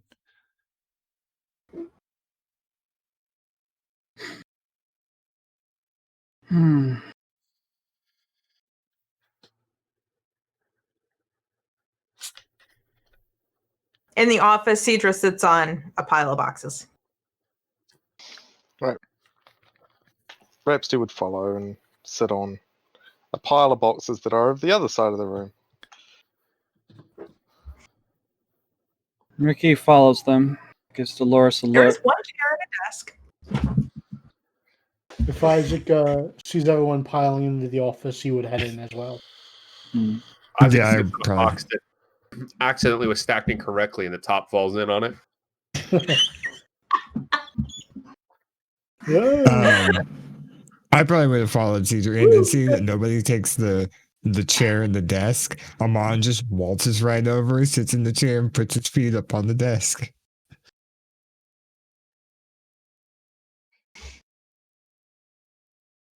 Ricky walks by. Go ahead. Ricky walks by Dolores, gives her a look, sees that she's busy, shakes her head a moment, goes into the office, goes over into a corner with a box, climbs up on top of it, and proceeds to sit with her legs hugged up to her, just staring at her knees.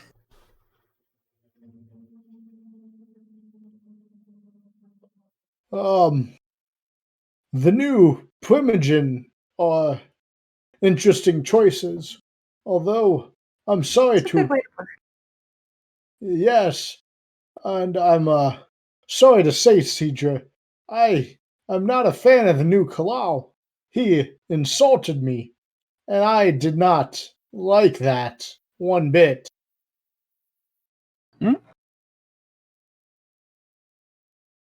Like I said, this coterie is my number one priority. And I really appreciate the work you've done with us. Thank you, Cedra. I'm glad that you believe I'm glad you appreciate me, and I certainly appreciate you, as well as the rest of the coterie as well. And any feelings I have towards your new Kalau aren't representative of my feelings for you and Amon. But I'm not fond of how the new Kalau insulted my entire family. I'll admit, I think I need a little time to warm up. And like always, Amon's sitting there fiddling with his dagger or whatever. Actually, no, I forgot. I've got new throwing knives, and they look like the little kunai with the hole on the end. So I'm just sitting there spinning it. And I just grab it and point it at Isaac, and I go, and trust me, we all know that you're made of sterner stuff at this point. No matter what that guy says. Isaac would gesture towards Amon. Exactly, Amon. I keep telling people, and they just push Isaac to the side. He's just a frail old man. He's inferior. They underestimate me, Amon. You get it. Damn right. That reminds me, Isaac. How was the back seat? Uh, How's your back? I'll be honest, Rhapsody. I don't think you got that vehicle for comfort. I think you got that vehicle more for its style or visual appeal, because that back seat's rather cramped. Toreador. Yeah, I was about to say, Amon just goes, Toreador. Huh, huh. Have you met people from the Clan of the Rose before? Well, yes, but I mean, you can have style and comfort. Have you seen a Lincoln Town car? They're quite stylish and comfortable. No, no, no. We're not going into that level of territory. Also, those are expensive. What footwear is Rhapsody wearing? Probably loafers, flat loafers. Damn. Okay, never mind. I was hoping for fuck me boots. Yeah, that's kind of what I was No. going for. No, Or just heels. but Ricky, it was comfortable in the front, wasn't it? Nice bit of space there. Ricky, after being surly earlier, had started giggling just listening to all of them and looks over to Rhapsody and shrugs. It was nice not to have to drive tonight. Thank you, Rhapsody. Xavier Zach? walks in right then and was like, comfortable in the front of what? What the fuck are you all talking about? See, Comfortable in the there front, is comfort to uncomfortable in that the car. It's just not in the back seat.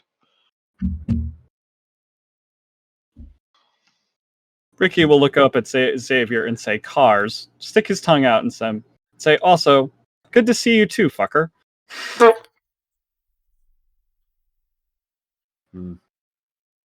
Amon fumbles his throwing knife. Rhapsody gives out a little giggle. Cedra gets up from her boxes, goes over, and sits on the corner of the desk next to Amon. So, Amon, I honestly don't know what to do about this. And I can't believe I am telling you to keep this a secret, but I think you should keep it a secret from the new Primogen about your involvement in the Second Inquisition.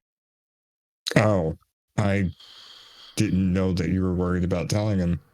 I wasn't planning on it. I barely wanted to tell you guys. I'm not going to tell anybody else. To be fair, Cedra, of all the people in this room, I think Amon's the last person we have to worry about letting a secret out. That's true. Oh, But I'm also saying it's a rephrase. moral dilemma that I'm having. Sure, but to everybody in this room and to the one not in this room, I should say.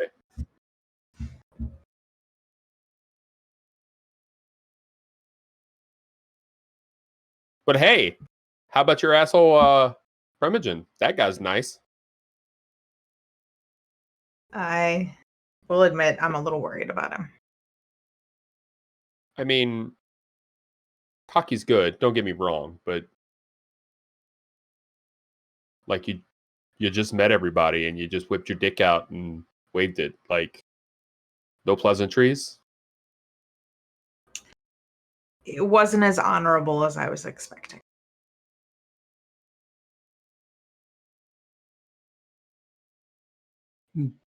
I worry about his values and how it may conflict with other values within the clan.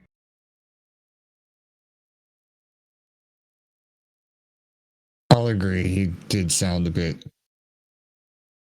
different than what we expect from a Banu Hakim Primogen at this point, but only time will tell. Perhaps the Banu Hakim decided to elect a member of their clan who would be vengeful and a warrior versus a scholar. Or That's a maybe good they take. just wanted to put the biggest arsehole in the biggest position. It's what they usually like to do. Isaac may be on to something. She's ignoring Rhapsody. In that, you know, our leader and members of our clan were just brutally murdered. It would make sense for us to be a bit more vengeful. Yeah, the way Kalal II was taken out was probably a pretty big sign of weakness to the prince. I doubt that. Seen as literally her bodyguard and her, what would you call the scourge? I don't know, but both Banu Hakim. No, I'm not saying against the clan. I'm saying as a Primogen. She uses the Banu Hakim as her bodyguard and executioner, and yet the person that kind of represents them all was taken out by someone we then took out. To be fair, we are many. Right. None of us I'm have just taken them on saying. alone. I'm just saying that once the second Kalal was taken out, the prince just wanted somebody a bit firmer fisted to take the The role. prince doesn't choose the Primogen. Oh, whatever. Clan Also, members do. What clan members? Huh? That doesn't seem very democratic. Somebody explain to me how It's that works. assumed we should be able to trust each other. So somebody just steps up and says, I am the leader now. Look at me. Kind of.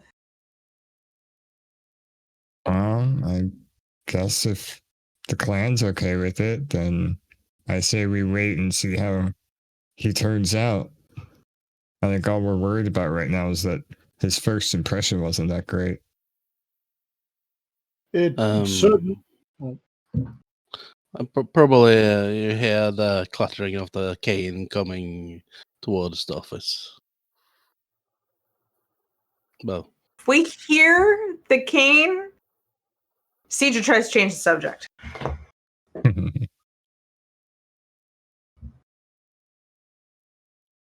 Speaking of worrisome Primogen, I have more faith in the new Kalal than I do Bach. I'll open the door and get in. Good evening. Don't forget to shut it. Good evening. Evening, Good Doctor. evening, Shut the Doctor. door. Welcome back, Doctor.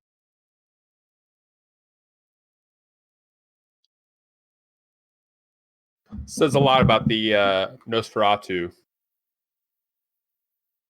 Yeah, that choice was definitely an interesting one. Is it? The doctor kind of stops in the middle of the office, kind of looking at Armand and kind of a bit confused. The door. Don't leave the door open. It's closed. Okay. That's just what I meant. I don't know why you're confused. Oh, I'm in your spot. Sorry. That's fine. That's fine. I'll just go and sit somewhere kind of unusual.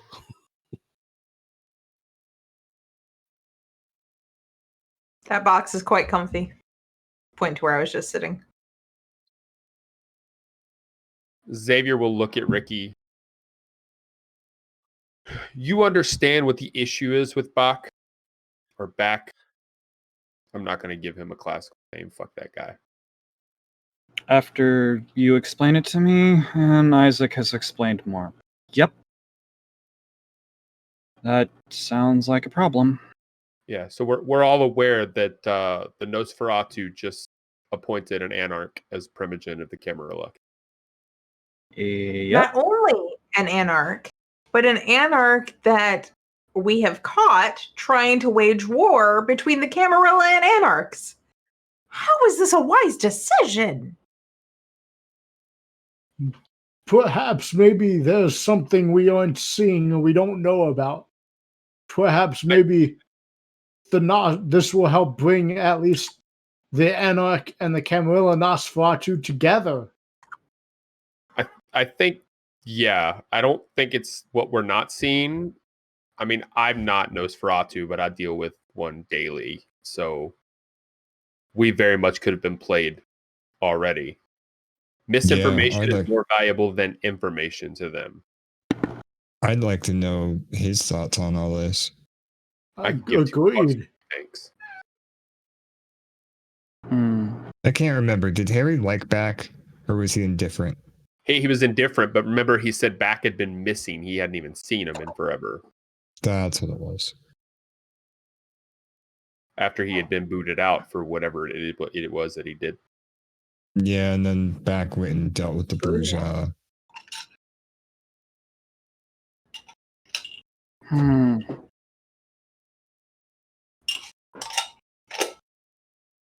Yeah. I have Appreciate an impression of the prince being way too vague about how the clans choose their primogen.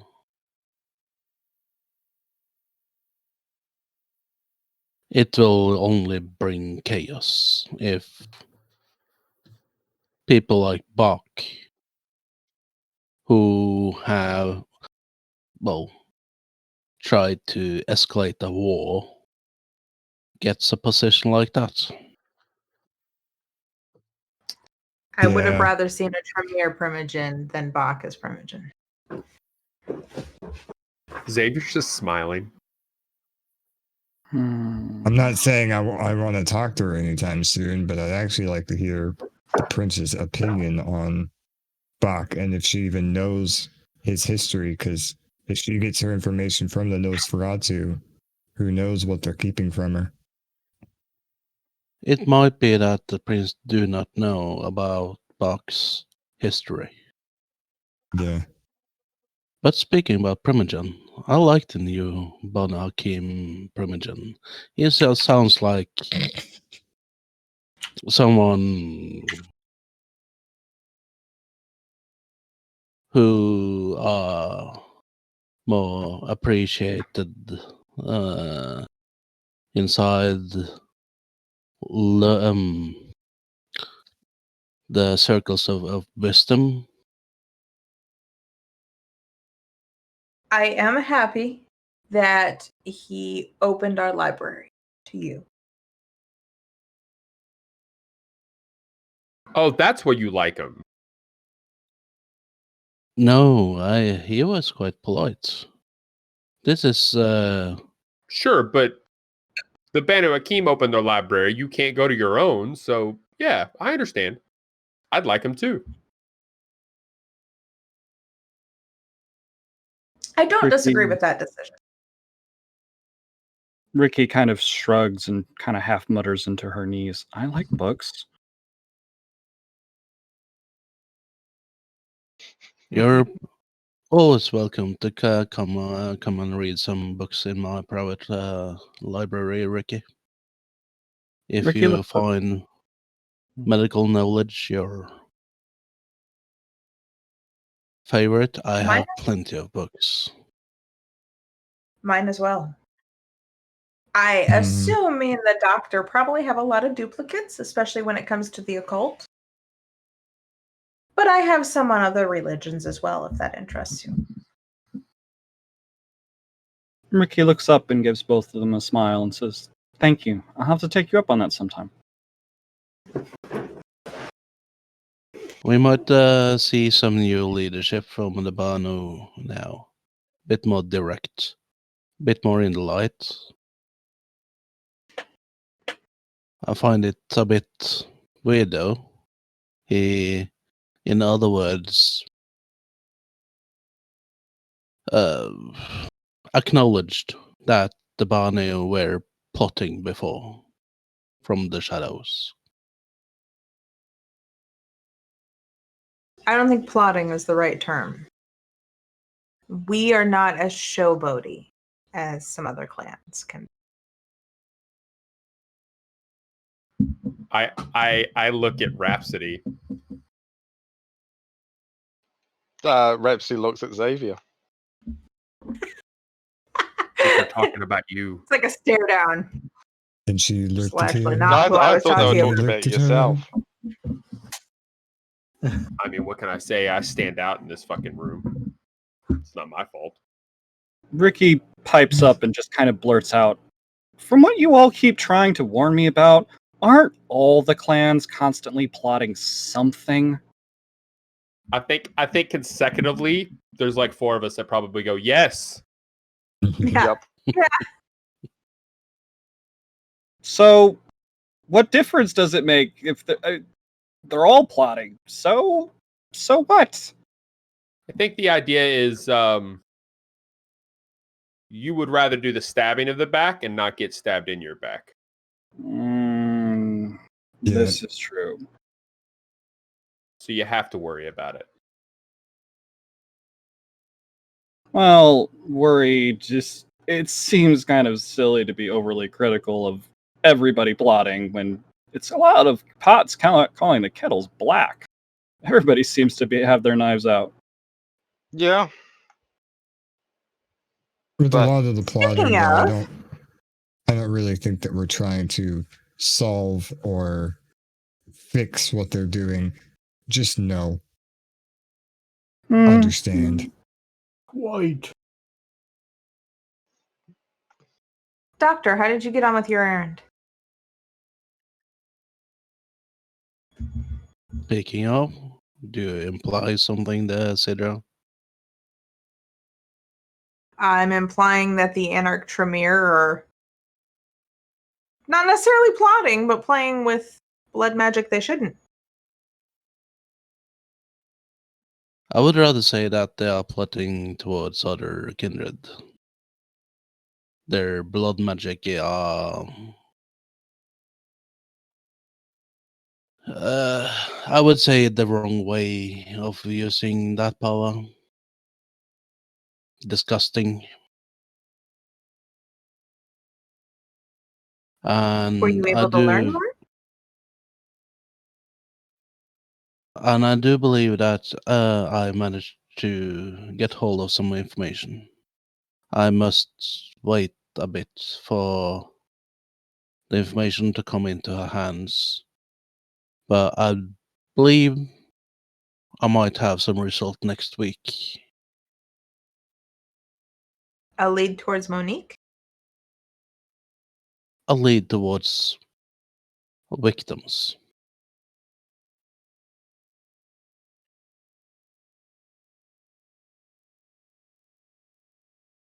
Well, any lead is a good lead if we can follow up on it.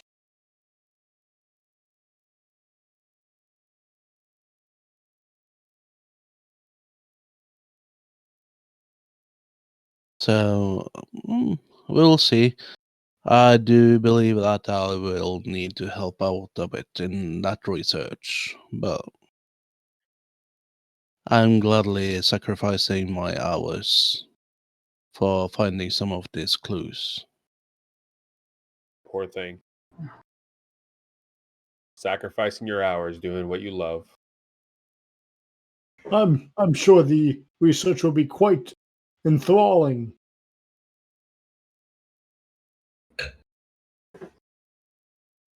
It's probably quite visible that the doctor tries to stay kind of neutral faced, but can't, kind of twitching a bit. But we all have our sacrifices. Some are better than others.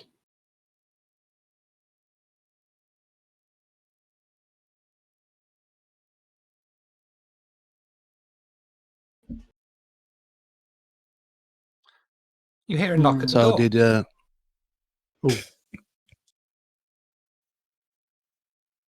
Who's Ricky will- closest?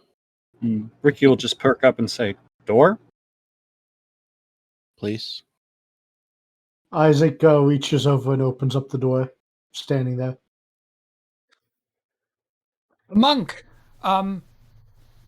there's someone here to see you. Well, not you specifically, but Cedra and Armon. What do they look like? It's a good question. Dolores will give a description that is vague, but enough that you would recognize Vesh Griffin. Oh, I was thinking werewolf. I was worried it was my wife.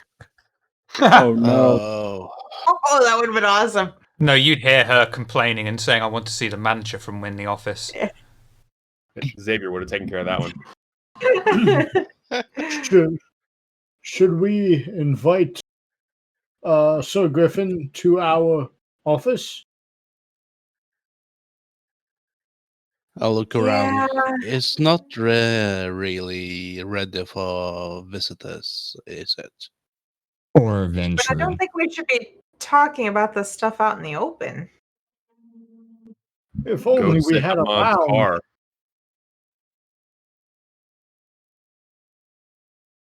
Do you want me I'm to not send him talking away? to Vesh. No. Oh they're no, Dolores! Please don't. That We will might see be. him in just a moment.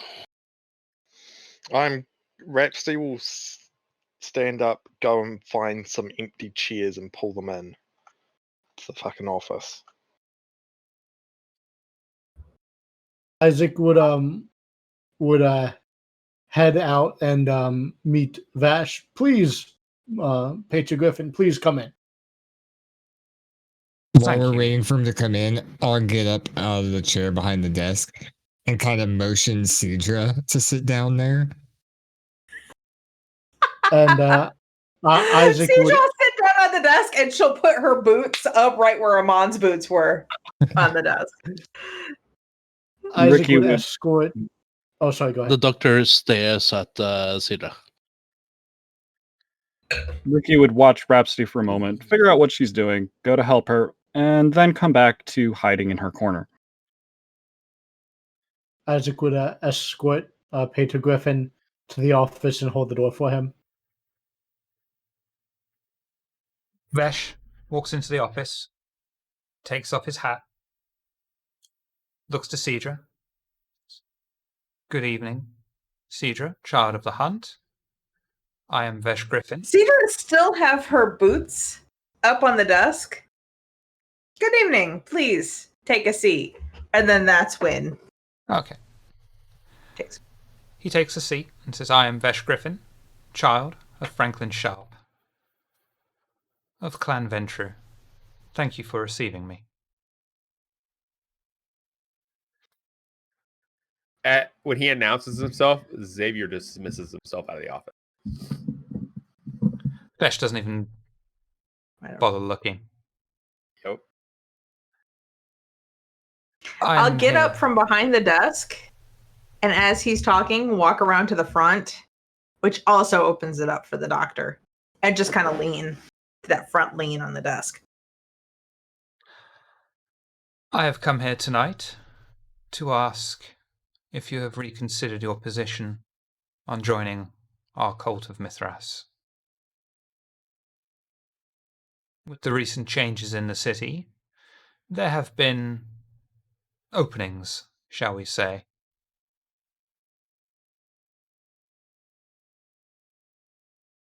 Your timing is poignant. Something I've been thinking about a lot. And I do think I would like to accept your invitation. We would be most I don't pleased. speak for everyone here, just me personally. We would be most pleased to have you within the cult. And what of your child? I leave that choice up to him. Interesting you If allow him she's so made- much freedom. I lead by example. Vesh will turn to look at Armon. If she is deciding to join, then I only think it's right to be by her side. Excellent. You are a very good child. Yes. You will, of course, have to make your own way through the path to take the 7 steps.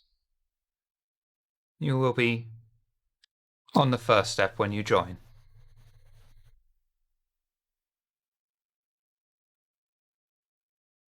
For the life of me, I can't remember what it is. It's a Corvex. You will be inducted as Corvex members. You don't need to worry about bringing your own mask or robe. They will be provided, of course. Oh, good. It's not like we would have that anyway. I wouldn't know where to get it. He raises an eyebrow at you and tilts his head, but lets it go. We will send word by way of Carrier Crow when and where the next meeting is for your induction. It will be a most pleasing festivity night. Thank you. I am honored. Naturally, of course, I expect you to tell your coterie you have been inducted, but try to keep it a secret as best you can. Given the current night environment, it's not very good to advertise yourselves as members. Agreed. And as you can tell, my coterie knows. Hi. I'm sorry, I didn't notice any of you there.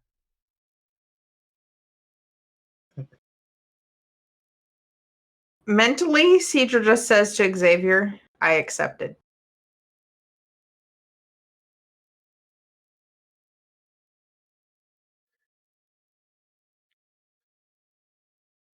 Then, I believe our business has concluded. I thank you for making the right choice. Mm-hmm. Besh Cedra stands up. looks over at Isaac. I believe there was another of us that was considering this. To young Hakata. Well, yes, I had considered it, but I worry that I may not be the best fit for the cult of Mythos. That is something for Mithras himself to decide.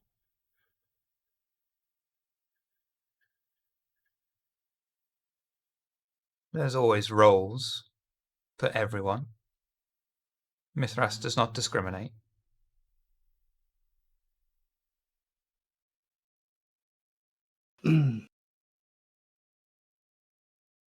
Yes, I'm sure Mythos seems quite the respectful and figure to be revered. But I feel if I were to accept, I'd have to be confident I could uphold all the tenets. And I worry if I'm unable to uphold all the tenets, I would not be a good fit for the cult. You are wise for one so young. Perhaps our new members may persuade you. But time will tell. Isaac would nod, perhaps, and thank you. Then, with your permission, of course, Cedra, I shall take my leave. Thank you very much for your visit. He puts his hat on and exits the office.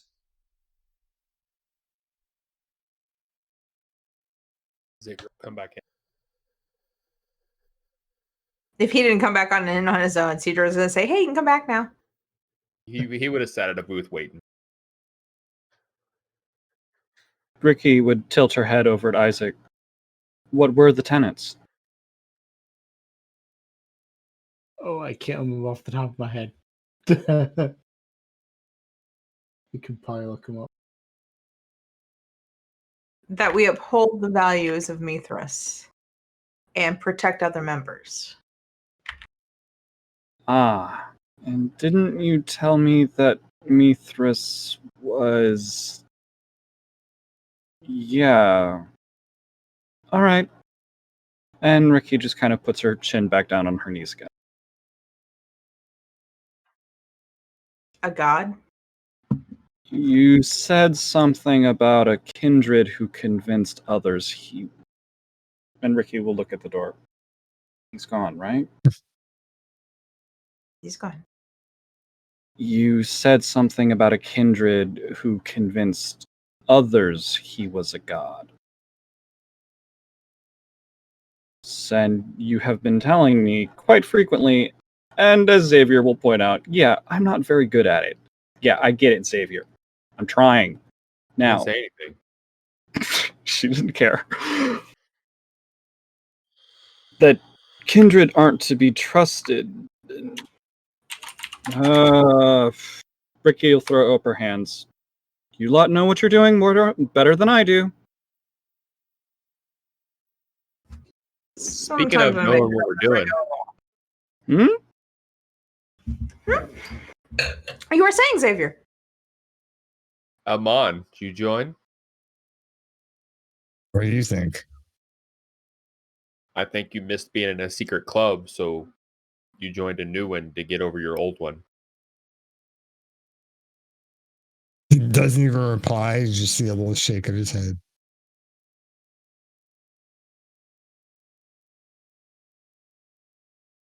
Harsh, but not invalid.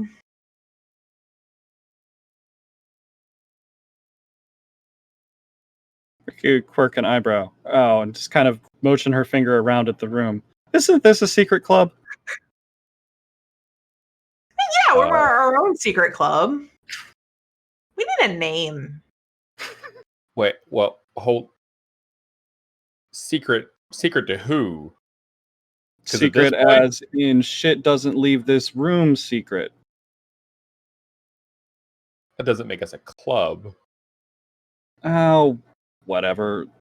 I mean, at this point, ain't none of us stepping out into Camarilla territory with that word getting out who the fuck we are. I mean, to be fair to Ricky, we have a clubhouse, and he points around the room, and we keep secrets with each other. I'd pretty much say that that's a club.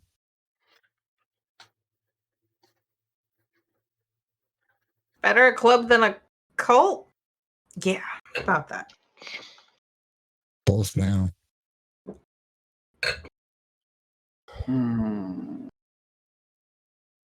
You're not getting me to worship someone like Xavier. Ricky will throw back her head and just absolutely howl with laughter until she half falls off. I mean, I appreciate the fact that I'm on your mind for you to make side-handed comments, but I would rather you not worship me. So, hey, we're both in agreement. That's good. I'm sorry, Xavier. You're not my god. I'm not my god. Are you fucking kidding me? Of all the fucking people here, I want to kill my sire, and you think you should be worshiping me? Jesus. It's all right, Xavier. I don't like being worshipped either. I usually charge extra for that. Xavier laughs. Yeah, I would laugh at that. Jeez.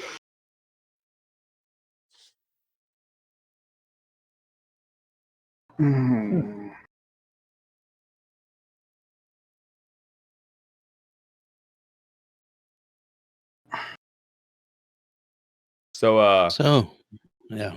Pardon, please. this construction going to be done soon? I think it's scheduled to be done next week. Mm-hmm.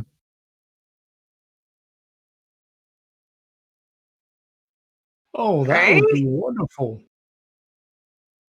I can finally have a spot to myself again. I'll keep you company, Amon. No worries. You just hear a slight sigh. Ricky, you've got a car. We've been in your car, right?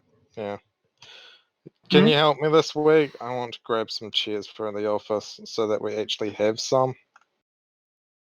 I can do that all right. There's plenty of room in the trunk. Seat folds down, usual stuff.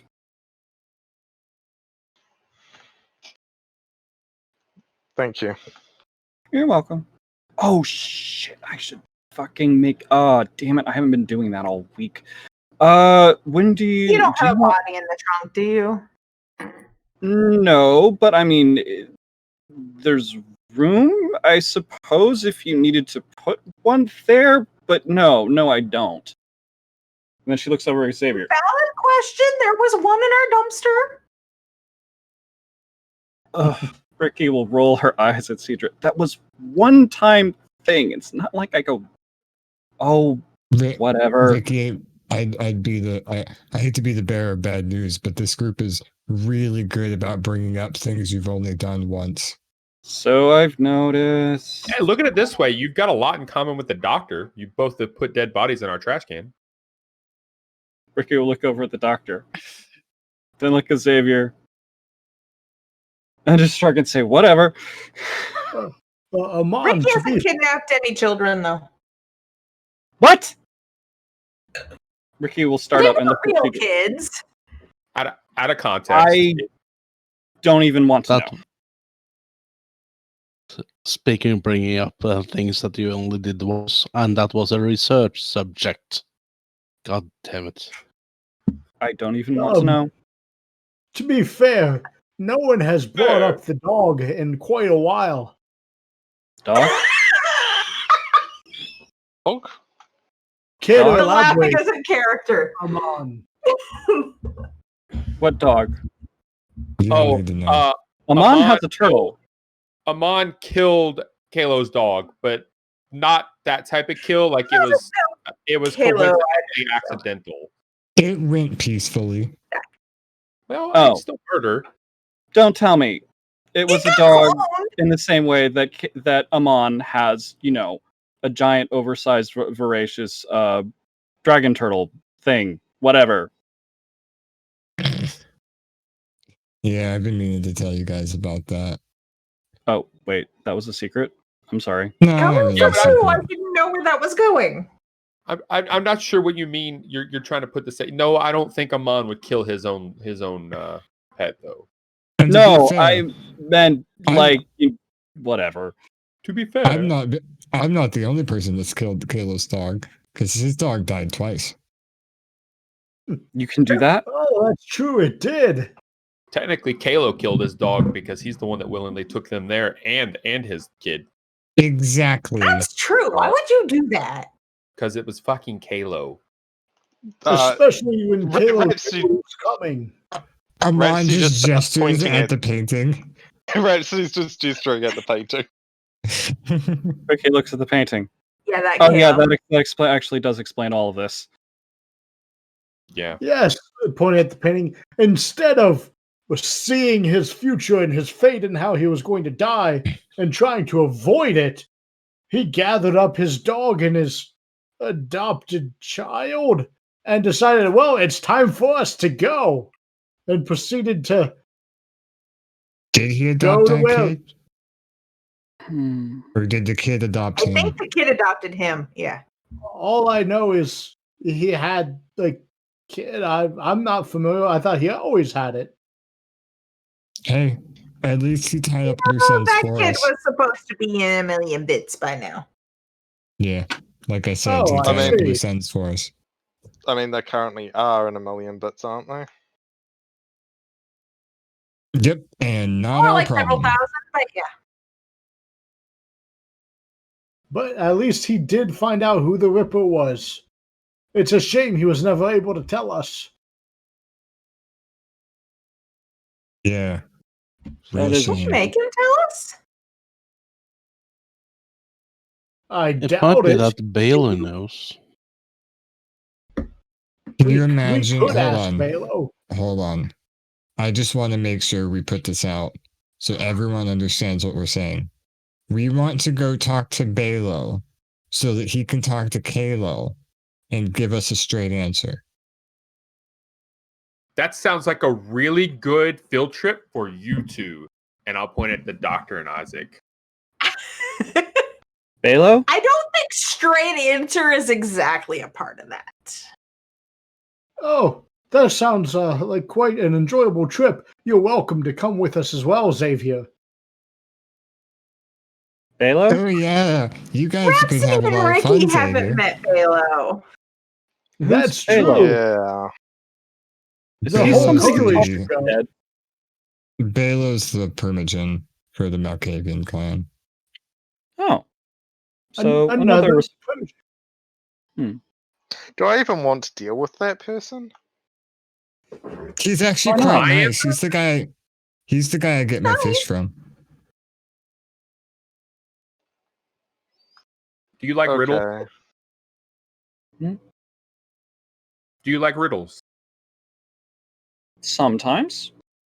I look at Rhapsody. Do you like riddles? Yes, I do. Then you would love this guy.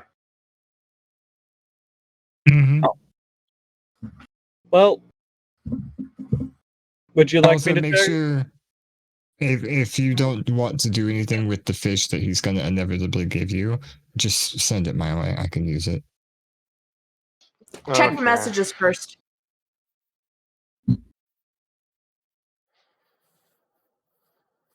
fish? I will. Yeah, Yeah, he sells likes fish, and he's a really good salesman. I guess we have a field trip. Is our supply for kitchen Fish and gossip? When the construction is done. Oh, yes! We can have fish and chips all the time. Oh, Does I'm Dolores sure eat fish and chips? she Our will customers once will we eat fish and introduce you chips. to it. Well, this is true. Speaking about Fish the curry, restoration, please.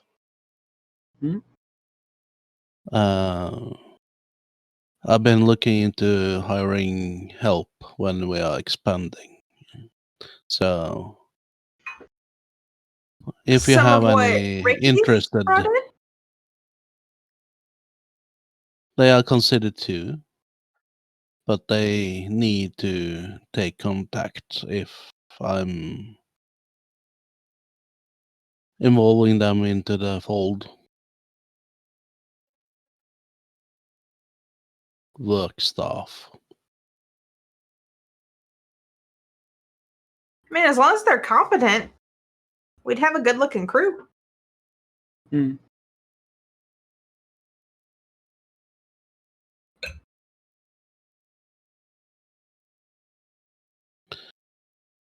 But we can't hire half the city, so I do hope people know that. Ricky will Right. It's nod. quite popular here. People will Mhm. want to work here. You might want to put on your to-do list maybe to set some ground rules with Mo. Thanks to idea. Mo, our bar has become the bee's knees. Great. I really hope that's not a cursed blessing. It is a great thing indeed. We should be thanking Mo. Popularity also puts your big target on your back. I was waiting for the Toreador to say popularity was overrated. No. I don't like the sense that we stand out here ever since everything got so busy. Oh, you know what I used to do, kind of work. You don't go to the streets where it's empty, where it's dark, where somebody might just, snag you away. But you don't go to the streets where it's packed either. Not if you want to do things that the local constabulary might not consider respectable. We've got private rooms in our establishment. Or we will. Mhm. We'll have. One of which he's going to watch over, and I'll point to Kalo. Oh, Lord, can you imagine getting that room? You walk in, it's decently furnished, but bats hanging on the wall. Question: will we Should bring a hang the date there. portrait of Kalo in the walkway when you enter the room, or above the bed, or over the toilet? We're I putting was- beds in the rooms? Well, I would hope at least one of them, yes, it's going to be Dolores' apartment, but God forbid you ask her to sleep on the floor. Jesus, Cedra. I'm not giving Dolores that painting. I mean, unless she wants Oh. it, but The other room, I mean, if Ricky, Oh, I thought we meant the I'm not private trying to rooms insinuate, but if Ricky decides to take somebody upstairs and have a time with them, sure, she's going to need a bed. Didn't you expressly tell me before when I asked to keep all side gigs away from premises? I was using you as example because you just seem to be the most experienced here at this. So forgive me. True. also, You're standing in front we're of me. really talking about you and more about people we may employ. Oh, Well, that or if, we have visitors that inquire. I mean, if Aren't we gonna have some Okay. rooms downstairs for that? Well, soundproof. we have one. Well, I mean, there's an entire empty bar downstairs for that.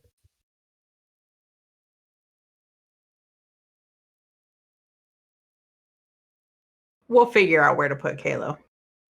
At this juncture, I think we I'd should like- put it in the public restrooms. I'd like to point out that you will probably, at least one of you, notice a time and maybe start to disperse to your individual havens. Is it getting close to dawn already? Every Yeah, night? and I got to feed the big guy before I take my Yeah. nap. Yeah, I have some research to attend to. Ricky, I'll drop you Hmm. offline. thank you. Ricky, Rhapsody, and Isaac, if you guys ever need to have another session, just let me know. Thanks. I might Thank make you. that a weekly thing.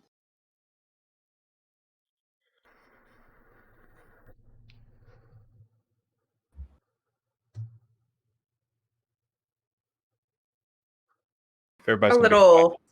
If training? everybody- Okay. Yes. Ricky nods. Amon's been helping me out in his gym. The Ah, nice. moving around helps. Speaking of Amon, we should duel sometime. You kind of hear through a really big grin. Okay.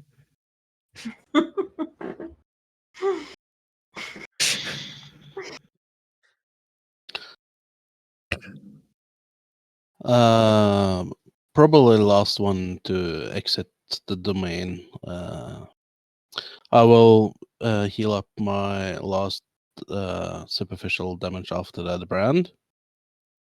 Okay. Do a rest check for me, And- please. Sure. Gain a hunger. And I'll go over to Dolores and ask for a quiet time in the office. Gonna have to use charisma Still and persuasion at difficulty 3, please, to drag her away from the extremely busy crowd. Yeah, I thought it was. Are we open during the entire night? Oh yeah. Oh. So Ricky- charisma. 24-hour drinking in Britain. That's awesome. Really? Here it Did it closes say down at what, persuasion? 2 a.m.? 4 where I live. 3 in Indiana, 2 in Texas.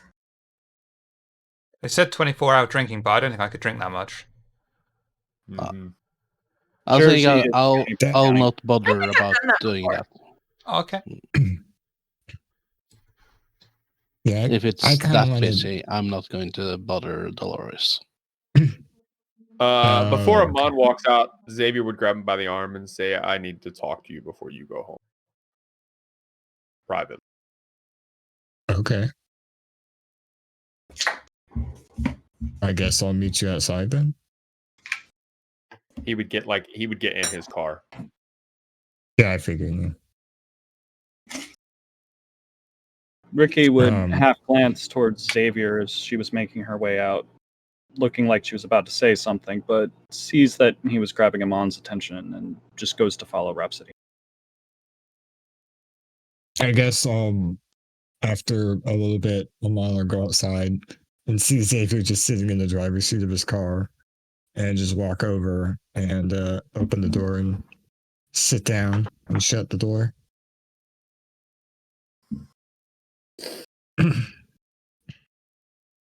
So I have a chance of getting more information from my sire, but I have to do something first. Something that is a little bit more than what we've handled so far. Okay. And the only reason I'm telling you this is because part of your blood too. Okay. I imagine you don't want to share huge details yet, but what exactly are we looking at? I know you can keep a secret, but Lance wants me to find Francis North and get him out. Francis who?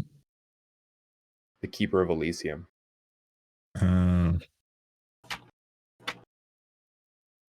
Well, where is he being held at? That's a good question. That's what I have to find out. Suspicion is the Camarilla have him captive somewhere. If you haven't noticed, Elysium is a little more ran on the Camarilla side than ours. As neutral Right. as they say that place might be, they very much are in charge. Well, I'll help you as much as I can, but if it gets too sketchy, I won't stop you because of the blood that we share. But being under Cedra and Banner Keem, if I think I shouldn't help you, I won't. I wouldn't worry about that because chances are, if he is being held captive, Cedar doesn't seem the type to side with people doing injustice. Right. He's the rightful keeper of Elysium. And if the Camis are doing anything to keep him from holding his position, they'll pay a price. That's fair. I just thought I'd give you a heads up. Just letting you know, man. Okay. Well, keep you posted then, I guess. Yeah, I have no idea how I'm going to approach this. This is fucked up. Yeah. Good luck with that. And open the door and start getting out.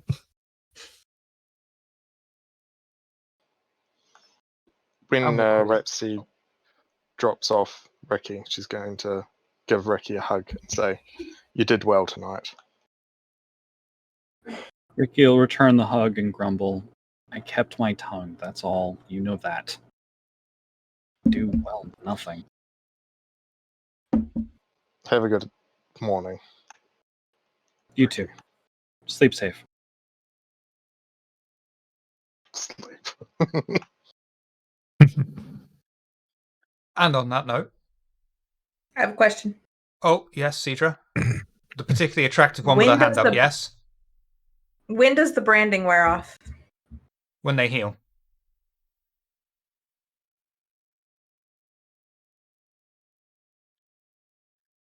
Anyone else? All good? It doesn't mean you can hear me. No, but I can call you. Oh, yeah. Yeah, he hasn't healed. So we'll call it in there for this week. We'll be back next week. Same time, same day. Right here. And don't forget to tune in tomorrow where we bring back our Star Trek Adventures campaign. Oh yeah. So thank you all And for then coming. Wednesday for burning questions, where you all can figure out the backstory about every thing that happened tonight. It's a ask us anything. Well, Almost anything. no, you can I ask didn't us. say we'd answer it. You can ask us anything. True. There's no one on to raid, apparently, so we can't go a raiding or a plundering. We could raid Vancouver. They're just not doing VTM. They're not on, are they? They are. Yeah. No, they're doing Yeah, Dead by they're doing a Daylight. charity stream. Oh, are they? Yeah. They're doing their They're charity playing a stuff. video game. Oh, yeah. Why didn't that appear in the list? Okay. Weird. It's in my We'll go a list. raiding. So, thank you all They're for still- coming. I saw the clip on Wednesday. You all do it as good as I do. We're not going until we Have a get. good night. Have a good night. Have a good See, night. you're right in the wrong. Have a good night.